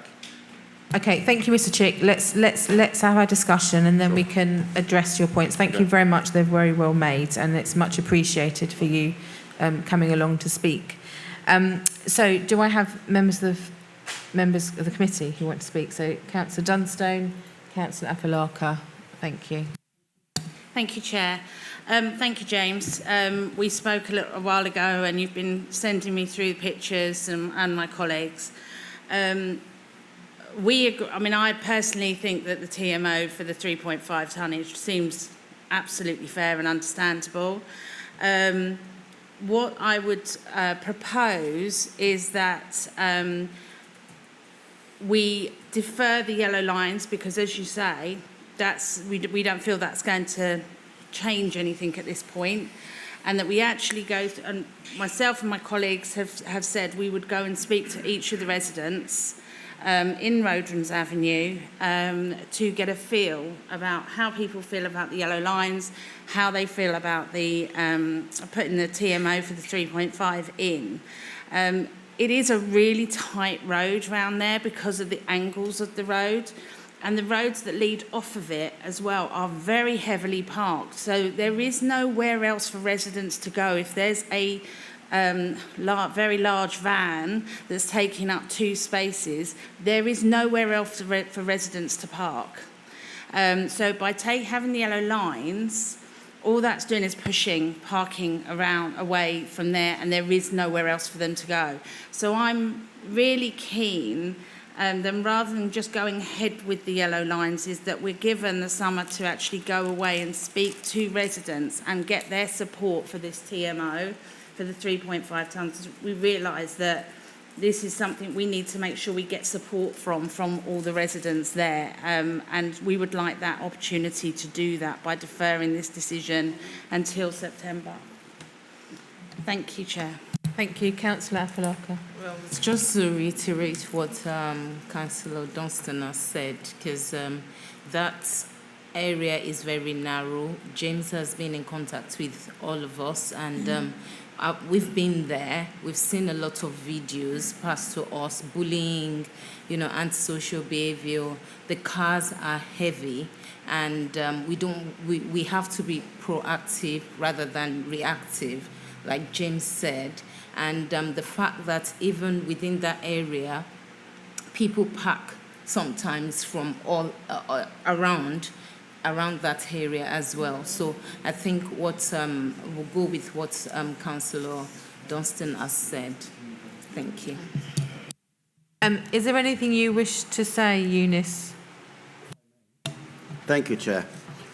I fully understand the point members are making, but let's ask ourselves about if you introduce 3.5 ton restriction, where this traffic is going to go. So if you're going to just displace a problem from one road to the other, you have to think about the whole of the area. You can't just address one road and leave the rest. So therefore, we need to think of that first. Second, a lot of residents, they don't want deliveries. So any delivery will be prevented from going into there because it's above 3.5 ton. Thirdly, we only introduced it once, and we introduced it in Clayton Road, and that is to stop every SUV to going through. So if you see where we introduce the scheme, we introduce it in one location in Kingston, is to stop the HGV from going through. So that is the only location. We didn't introduce it in any residential area as it is. However, if members want to explore that, by all means, but please do not only consult the resident on one road, consult the area in order for you to have a better understanding if you're going to introduce something, and let them understand the pros and the cons of introducing 3.5 ton.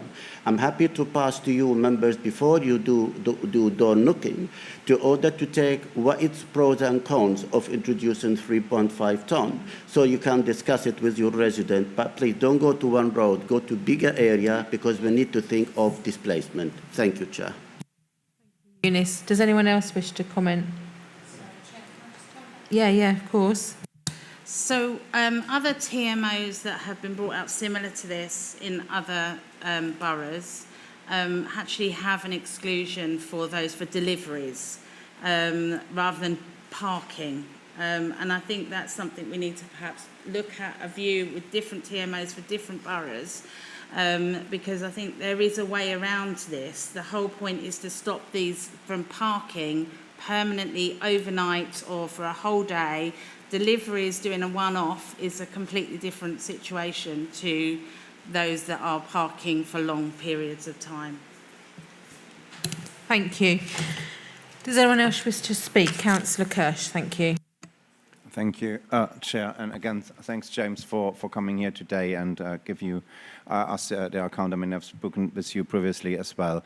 I think, Eunice, like Lorraine said, you know, let's deliver. I think there's something we can find a way around. And I think from what James told us and other residents told us, the problem really is that these commercial vehicles are parked there by a company who has their own parking space just a couple of 100 meters somewhere else. So there is not a need for them to park it there. And I think, I mean, I take your point that we could engage with the wider area, but I mean, we can't leave the residents there alone, and I think we need, as they have a area where they legally can park their vans, I think we need to tackle that issue, and if it needs a wider approach for a couple of more roads, I think as a committee most probably would be up for having that sort of, looking how we achieve that, because, I mean, leaving the residents in Boatlands Avenue suffering further from, I mean, we have the reports about the threatening behavior. I mean, this is unacceptable, and I think we need to find a way to tackle the problem.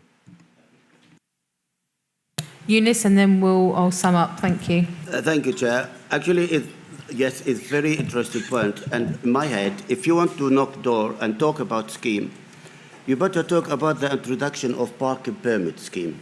I know it is something resident may not like it, but that will move the problem completely, because the resident or the shops or the business, he's not allowed to purchase a permit. So he needs to park within his yard. So therefore, I'm just saying to you members, explore everything. Don't only not explore all options, because that parking permit scheme, it will, okay, resident may not like it, I have to accept that, but I say, because there is about £100 per year to pay for a permit. But by doing that, you remove that completely the problem, because that means those people with the van or outsiders who doesn't live in the road, they are no longer able to park in your road unless they have a permit. Just what I'm asking you members, when you want to go on knock door, explore everything, not only the 3.5 ton. Thank you, Chair. Thank you. So to sum up, what we've heard is the suggestion of yellow lines doesn't seem to be the solution that it is going to solve the problem, from what James has said and from the other residents that have made their comments.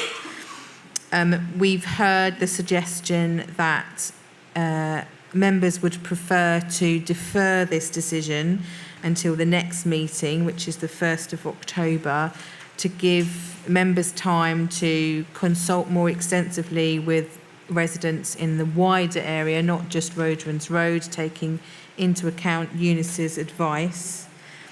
Eunice, you have said that you would be prepared, which I think would be very helpful, to give a list of all the options. So you've talked about 3.5 tonnes. You've talked, and Councillor Dunstan, you've made the distinction that that can exclude delivery vehicles, and we can consider it specifically for parking. Eunice, you've also suggested that we need to put all solutions to residents to consider, which may include parking permits, so that we need to give all the options to people when we have those discussions, and that we need to do that not just in Roadruns Road.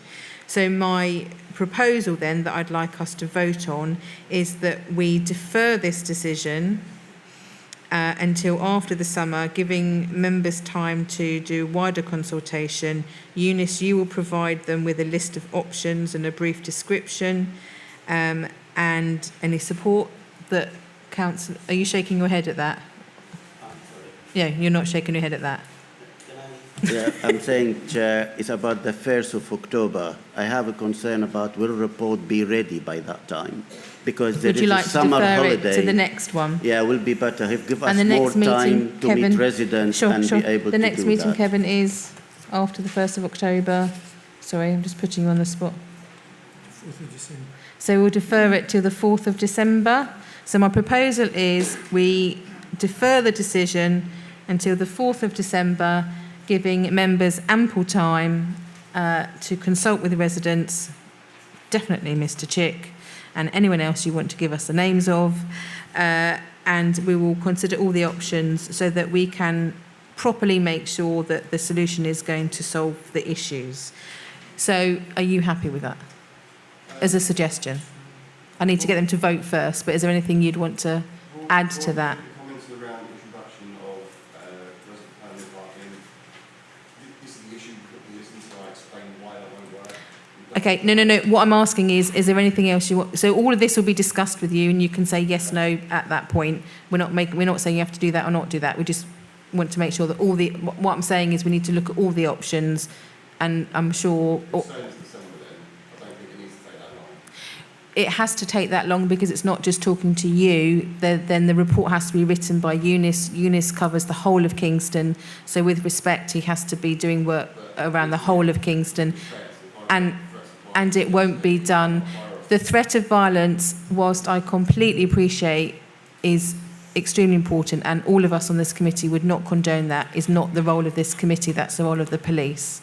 So we are not permitted or given the authority to make comments about threats of violence to you, and we would support you in any reports that you made to the police. I think you said that you didn't feel that that had been responded to, so we can support you if that happens again, which we hope it won't. So I do appreciate your point that deferring it till December might put you at further risk, but that isn't a decision that we can do anything about because we're not law enforcers, if that makes sense. So what we can do is defer it till December to make sure that we've got all the right decisions and all the right paperwork so we can make a decision there and then, because we won't be able to do that in October because Eunice won't have had time to write the report.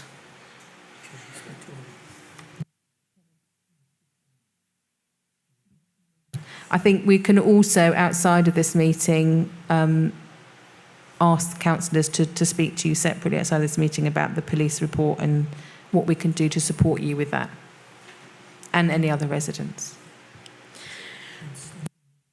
Councillor Bainon. Sorry, can we say we would like to bring this back at the earliest opportunity, so to give the option potentially to bring it back earlier should we be in a position, so it is a serious option. I mean, we are restricted by timescales and the need to consult, but we want to get it right. We don't want to put something in place that then we have to undo. But I hear what you're saying, and it's very concerning what you've been through. So I mean, we'd like to get this resolved. I think we would like to get this resolved for the satisfaction of residents as soon as possible. But we don't want to make promises we can't keep either. So I'd like to say. So we say rather than give a date, we'll say at the earliest opportunity, and we'll try and do that at the earliest opportunity, which might be before December. So what I'm asking us to vote on is that we defer the meeting, defer the decision, and bring it back to this committee at the earliest opportunity, giving members the opportunity to consult more widely and extensively with the residents. In that action, we will also support James and any other residents with complaints, members with complaints that have been made to the police, And Eunice is going to provide us a list of options so that we can consult on all the options so people know they can say yes or no. So based on that, can I ask, are we agreed to that unanimously? Yeah, thank you very much. Thank you, James. So then we move on to the third TMO, which is Somerset Avenue. So, Eunice, if you can brief us on that, and then we will make a decision on that. Thank you. Somerset Avenue, we receive a number of requests from residents complaining about lack of on-street parking. And they said the single yellow line was there to help the petrol station for in and out. And now the exit is not there. So they felt, can we just remove it and will allow them to park there? So we thought we considered it, and that is why what you have in front of you, it is a result of this consultation of the traffic management order. Well, it seems there is other residents who live opposite to that single yellow line. They don't support it, so therefore they are objecting. So I know I did ask you in this report to set it aside, but either way, it's your call, councillors. If you feel you would like to support the resident who's against it, you can uphold this. Otherwise, you can support my recommendation in the report, which is to set them aside and for us to remove the single yellow line. I'm happy to take any question, Chair. Thank you. I don't know. I have to consult. Yes, hold on.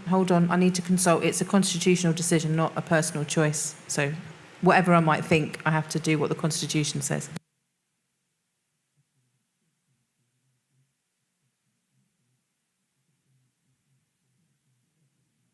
Okay, we're very happy to allow you to make brief comments.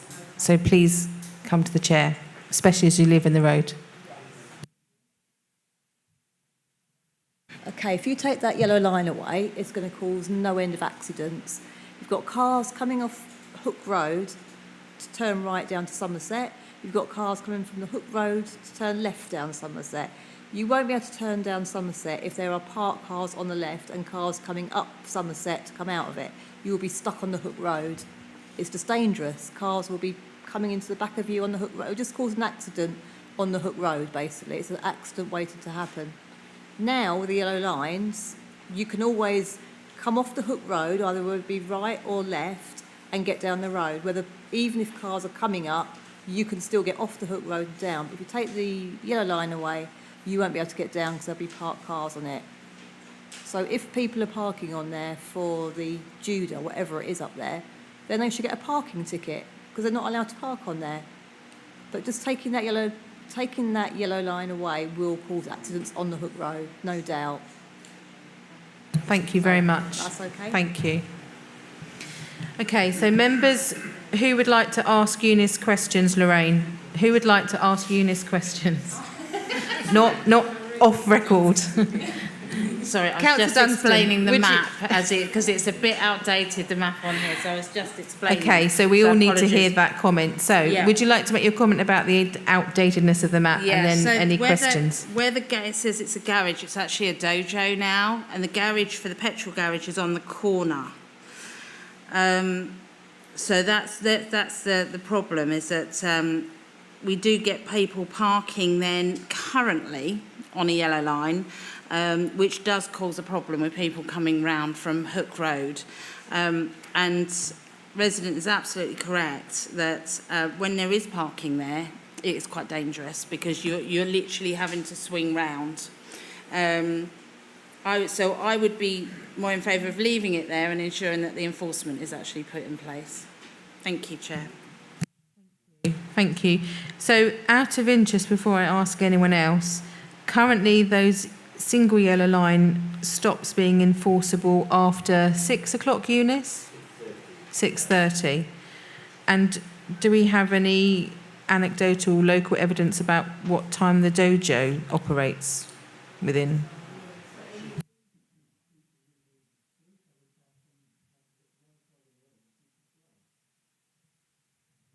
Okay.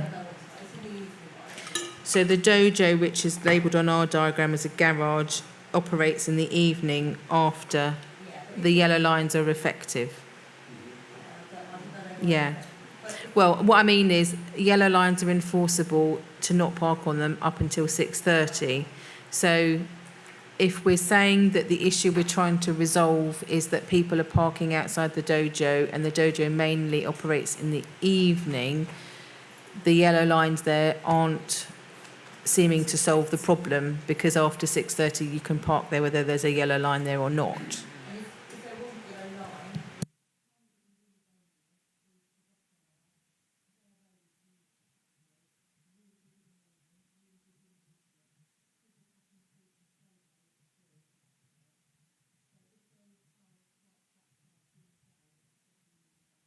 Okay, so for the sake of the recording, what you're saying is that it's not only about the hours of the dojo, it's about what the yellow lines do now, which is because they're operational until 6:30, it prevents double parking effectively now, which is a measure to support the prevention of traffic, whereas if they were removed, which is a suggestion, then at those rush hour times the issue would increase, not decrease. It would be, that's what your point. Yeah.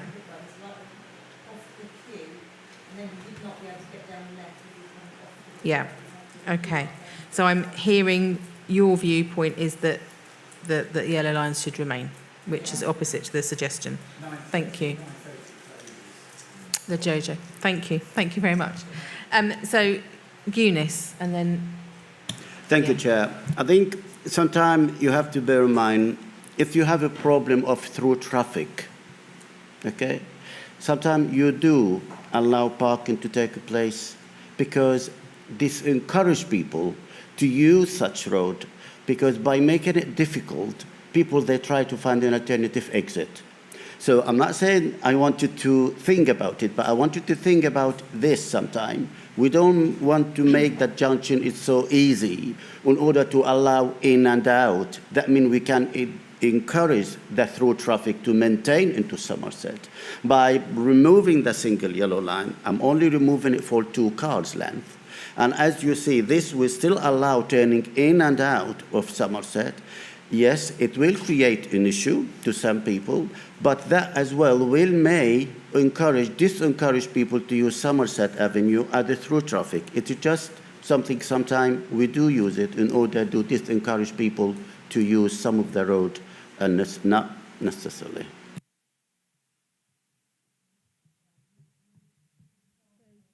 Councillor Afilaka, thank you. Thank you, Chair. Yeah, I think Somerset Road in itself is very busy and it has a lot of issues at the moment. So we don't want to add to that issue. Even with the 20 miles per hour, it's still very dangerous. The curve, how people drive, and, you know, it's a very messy street as we speak. So I believe, in my own opinion, that is a measure that will help us reduce the speed and keep safety in place. Thank you. Just so I'm clear, you're saying that the measure of keeping the yellow lines there is what you're in favour of? Yeah. Okay. Would anyone else like to speak from the committee? You. Yes, Eunice. Thank you. I think, Councillor, you're absolutely right about Somerset Avenue. And as you remember, there is something there. We need to do something about Somerset Avenue itself. So bearing that in mind, maybe it's better if we defer this decision to look into the Somerset Avenue altogether and see what we can do to improve or to enhance the situation in Somerset Avenue, other than taking it as a piecemeal here and there. Thank you. That's really helpful. So to sum up then, what I've heard is residents who live in the road feel that to remove the yellow lines, which is what we're being asked to consider, is actually going to make the issues more complicated. Councillor Afilaka and Councillor Dunstone are commenting and are hearing that, Eunice, you're agreeing that actually we might need to take a more wider view of the whole of Somerset Avenue. And to do that, my suggestion would be that we defer this placement, this decision, again to the next available, to the next possible meeting. to the most, as soon as we can. I can't remember what the phrase is, Kevin. The next available opportunity, as soon as we can, October or December, earliest opportunity, thank you.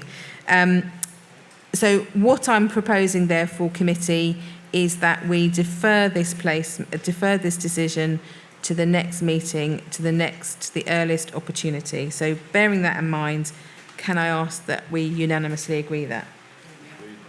Yeah, so thank you for your comments. Right, so the last one is Hunters Avenue, please. Is Hunters Road, sorry. And then that's the last one. Thank you. Hunters Road, as a part of the previous consultation where we consult the resident in Yellow Line and on the road hump at the junction, the committee approved the scheme. So the road humps being completed, and traffic management order for the Yellow Line in Hunters Road has been published. But as you know, Hunters Road has a lot of issue about on-street parking and lack of on-street parking. So therefore, some resident in Hunters Road are against the proposals. But we feel there is a safety issue here. So therefore, we do ask members to set aside this objection and to allow us to proceed with making the traffic management order that had been agreed as a part of the consultation last April. Thank you, Chair. Thank you very much. So just to clarify, this is in effect part B of a previous consultation that we're wanting to approve tonight. Yes, Chair, you approved the whole scheme, but we introduced a physical one, but the Yellow Line, we couldn't introduce it till we have the traffic management order. So now we published it, but we received objection. So that's why we brought it to your attention now, so in order to note it and set it aside so we can proceed with the delivery of the full scheme of Hunters Road. Thank you for the clarification. So members wish to speak? Councillor Bainon and Councillor Dunstone. Councillor Bainon. Been told. Thank you, Chair. Well, just to your point earlier, you were saying, is it Somerset Road sometimes having parking or cars parked will streets more congested will make people drive more carefully. Because and so by putting in yellow lines, are we not maybe making the roads a bit? By putting in the yellow lines, making the roads clearer, will we not potentially encourage more reckless driving? Hold on a minute. Well, this is a constitutional meeting. If you would like to speak, I will invite you to speak in a minute and you can come up to the mic because we want your comments to be recorded, but we can't just have shouting out. Sorry.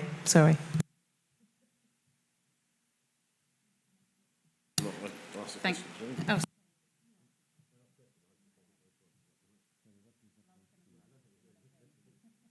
Right, come on, members, get a move on. Who's speaking? Okay, I'll go next. Can I answer the question? The existing width of Hunters Road is 60.39. So that means if you're going to have a parking on both sides of the road, that will leave you not enough width to allow emergency vehicles such as fire brigade to go through.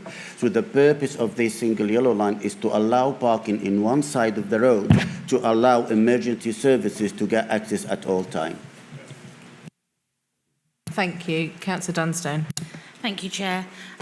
So this has been a really difficult road for years, and it's continued to be, and trying to come up with suggestions of what can be done has been really tricky, so I get this. I think this is one of the ways to go, and I think we need to give it a chance. My one thing is that I worry about the increased speeds. Because if someone's got a clear route through, they're going to go for it. So I think what we need to do is make sure that if this goes through, that we we monitor the speeds by use of a speed monitor for a certain amount of time after this goes in to see whether or not it does make a difference to people's speeds going through. Thank you, Chair. Thank you. Eunice, would you like to come back on that? Well, yeah, if you want me to, I'm happy to do that. Yes, you are absolutely right, and it is our desire is to do a survey, because we have survey now, and we know that speed now, and we need to do another survey or speed after. And I'm very pleased to say there is some money in our LIP allocation for Hunters Road. So if there is a need for any traffic management measures, we may be able to introduce them as a result of that. But having said that, my experience, none of our residents like road humps anymore. So it's going to be a bit of a challenge for us.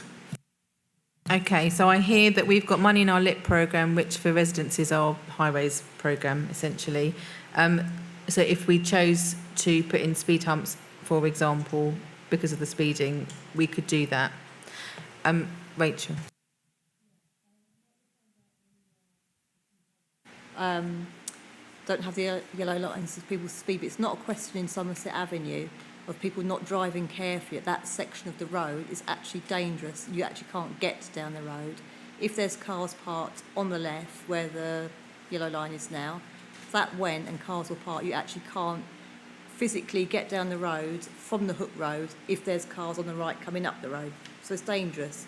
Because you can't get, you turn to go down Somerset, you can't because there's cars coming up, cars parked. Sorry, I'm confused. We're talking about Hunters Road. So No, Somerset. are you talking about Hunters Road? Because No. that's what we're talking about. We can't talk about Somerset because we've made that decision now. So, sorry, I thought you were commenting on Hunters Road. No, you just told me to come back. That's No, Somerset. sorry, I apologise. That's because I thought your comment was about Hunters Road. Oh, no. Apologies. Somerset. Sorry. Okay. Okay, thank you. Go back again then. So the proposal that is before us is to set aside the objection and put in the yellow line, which means that parking will only be able to be on one side, which would enable emergency vehicles to get through. The concern as members we have as a consequence or potential consequence of that is that it might encourage speeding or more speeding. I think Eunice said there's already some records of speeding. So the decision we have to make is, do we go ahead and put in the yellow line and have a speeding monitor mechanism and then come back and review it? Or do we put the humps in now if we've got money and the yellow lines, which would mean deferring it and making a slightly different decision? So can members comment on those two choices, please? I'd be happier to review to see what the speed, what happens, and see and review it, rather than putting more speed humps in right at this stage. They work. They've worked as you come up Hunters Road to Fuller's Way South. They work, and it has slowed traffic down. But I would like to monitor it first, if that would be my preference anyway. Chair. So you Thank would say set aside the objection, put the yellow lines in, and review it. Okay, does anyone else have a different view? No. So I'm asking then that we set aside the objections, we agree to the TMO recommendation from the Highways team, and we, alongside that in parallel, Kevin, record an action that we would like there to be monitoring of speed to come back to this committee. Eunice? Sorry. Thank you. I'm not going to ask you permission about that. No, absolutely. You can ask whatever you want, Chair.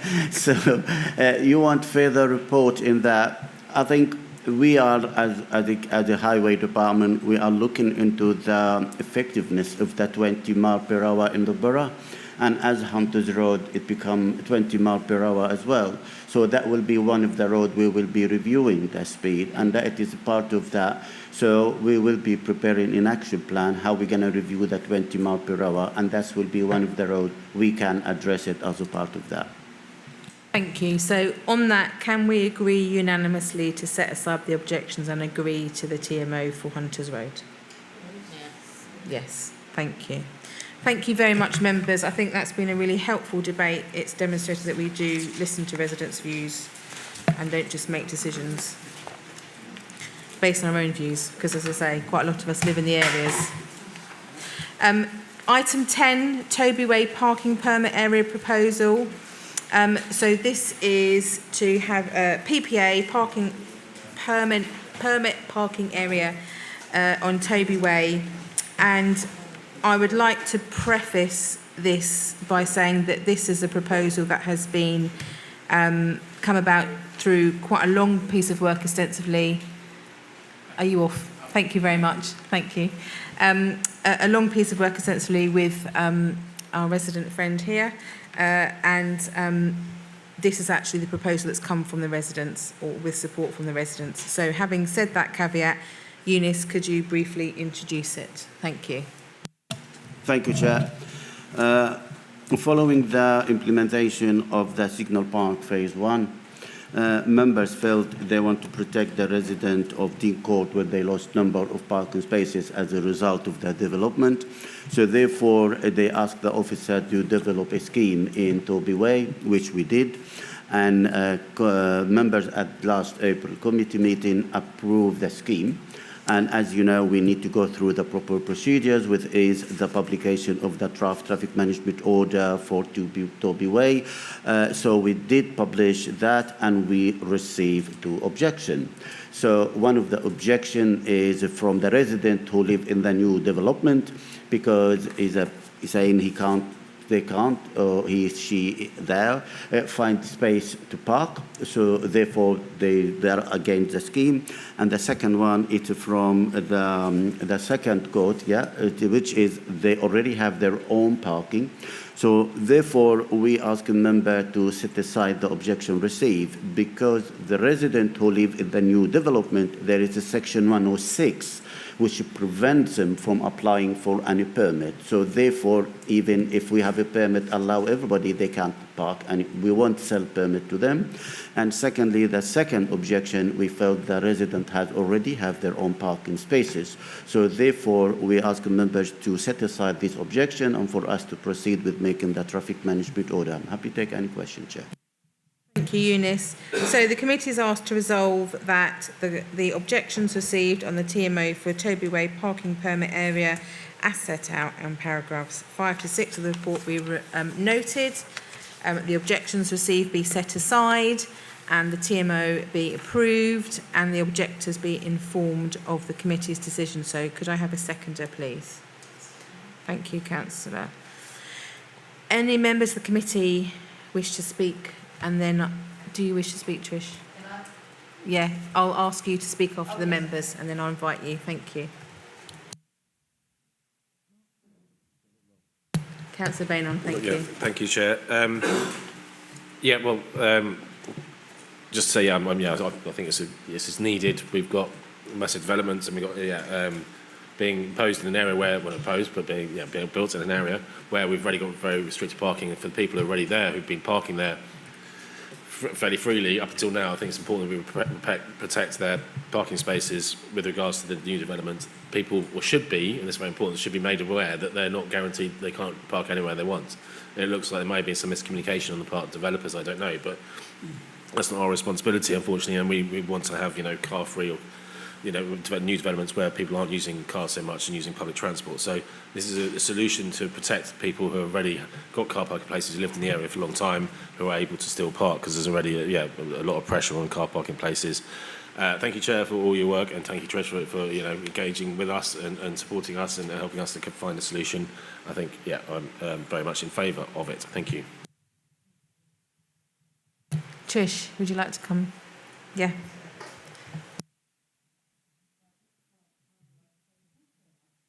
Been a long battle, but thank you. That's what mainly I'd like to say. Secondly, at one point in one of the meetings, I rose an objection, not an objection, a comment that we've only got parking authorised during the day, which ends at 6:30. So if our residents aren't back by 6:30, those spaces are taken, and you noted that. But you said to me at the time that we'll see how it goes and then review it at a future date. Is that still on the agenda? Thank you, Trish. So, Eunice, if you could just speak to how the PPA will work and then answer Trish's question. Thank you. Thank you. Yes, it is still on the agenda. What we usually do in the council, after we introduce a scheme, we review it after 1 year.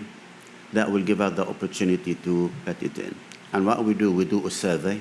And that survey, we go during the day and during the night, one visit during the night, in order to show us if there is any is taken or there is a spare capacity. And you, as a resident, you are able, because we will ask you your review about the existing scheme, and if you think the hours is adequate enough, or do you want to extend them.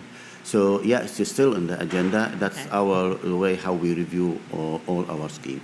Thank you, Chair. Okay. Yes, Councillor Maynard.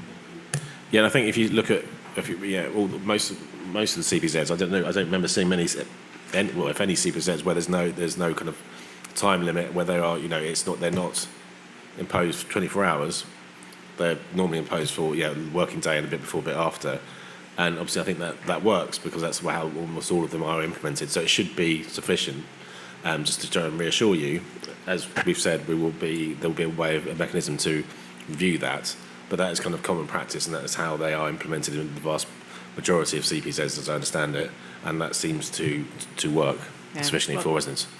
But it will be reviewed. Sorry, I've heard from a few other residents, and I experience it firsthand. If I don't get home, or if I'm not parked by around 5:30-ish, then there's nowhere to park. All the spaces go. Can I just ask Eunice, what time is the PPA up until? 6:30. 6:30? Yeah, 6:30. But So the I permit think, is only for people who've got the permit to park? yes, it's only for the Dean Court resident. But I think, Chair, our experience shows in different area is people, if they want to stay longer hours, they don't really park there because they need to move their car the first thing in the morning. So, but some people, they do take the risk. So that is why we need to review it. I cannot say it's gonna 100% not have, problem. But our experience somewhere else, it doesn't. And some maybe it could be. So till we implement the scheme, we're not able to see if we need to extend the hours. But even though we have to bear in mind, as Councillor Benyon said, is we don't have it 24/7. And it's the longest CP that we have. It's in the town centre. It's up to 10:30 p.m. So that is the only one we have. It's in Kingston town centre. We have it. But on the rest of the borough, it is not up to. It's only 6:30. Some of them only 10 till 3. Thank you. So just out of interest then, is what was the consideration for up to 10:30? Why was that not applied here in this instance? Because the town centre, it has a lot of businesses, coffees, restaurant, a lot of where the people, they may come after 6:30 in order to go to the theatre, go to eat, to go that. So therefore, to protect the resident, we've done it up to 10:30. But here, the same as anywhere else in the borough, we do not do it unless it's necessary, because don't forget, that means they're gonna have more enforcement to take place if you're gonna put it up to 10:30. So we need that justification why we are trying to put more money in order to do more enforcement. At the moment, there is nothing to support or to say that is the situation. So that's why I'm asking members to approve it as it is. Then we review it. Then we come up with whatever option available for us to consider in the future. Thank you. Thank you. That's helpful. So having heard that, then I'm asking us to vote unanimously on approving this TMO. Agreed. Thank you. Thank you, Trish. Thank you. Great. We've talked about the community plan, which is item 11. There are no urgent items authorised by me, which is item 12. So we are finishing the meeting at 9:46. Thank you very much, everybody.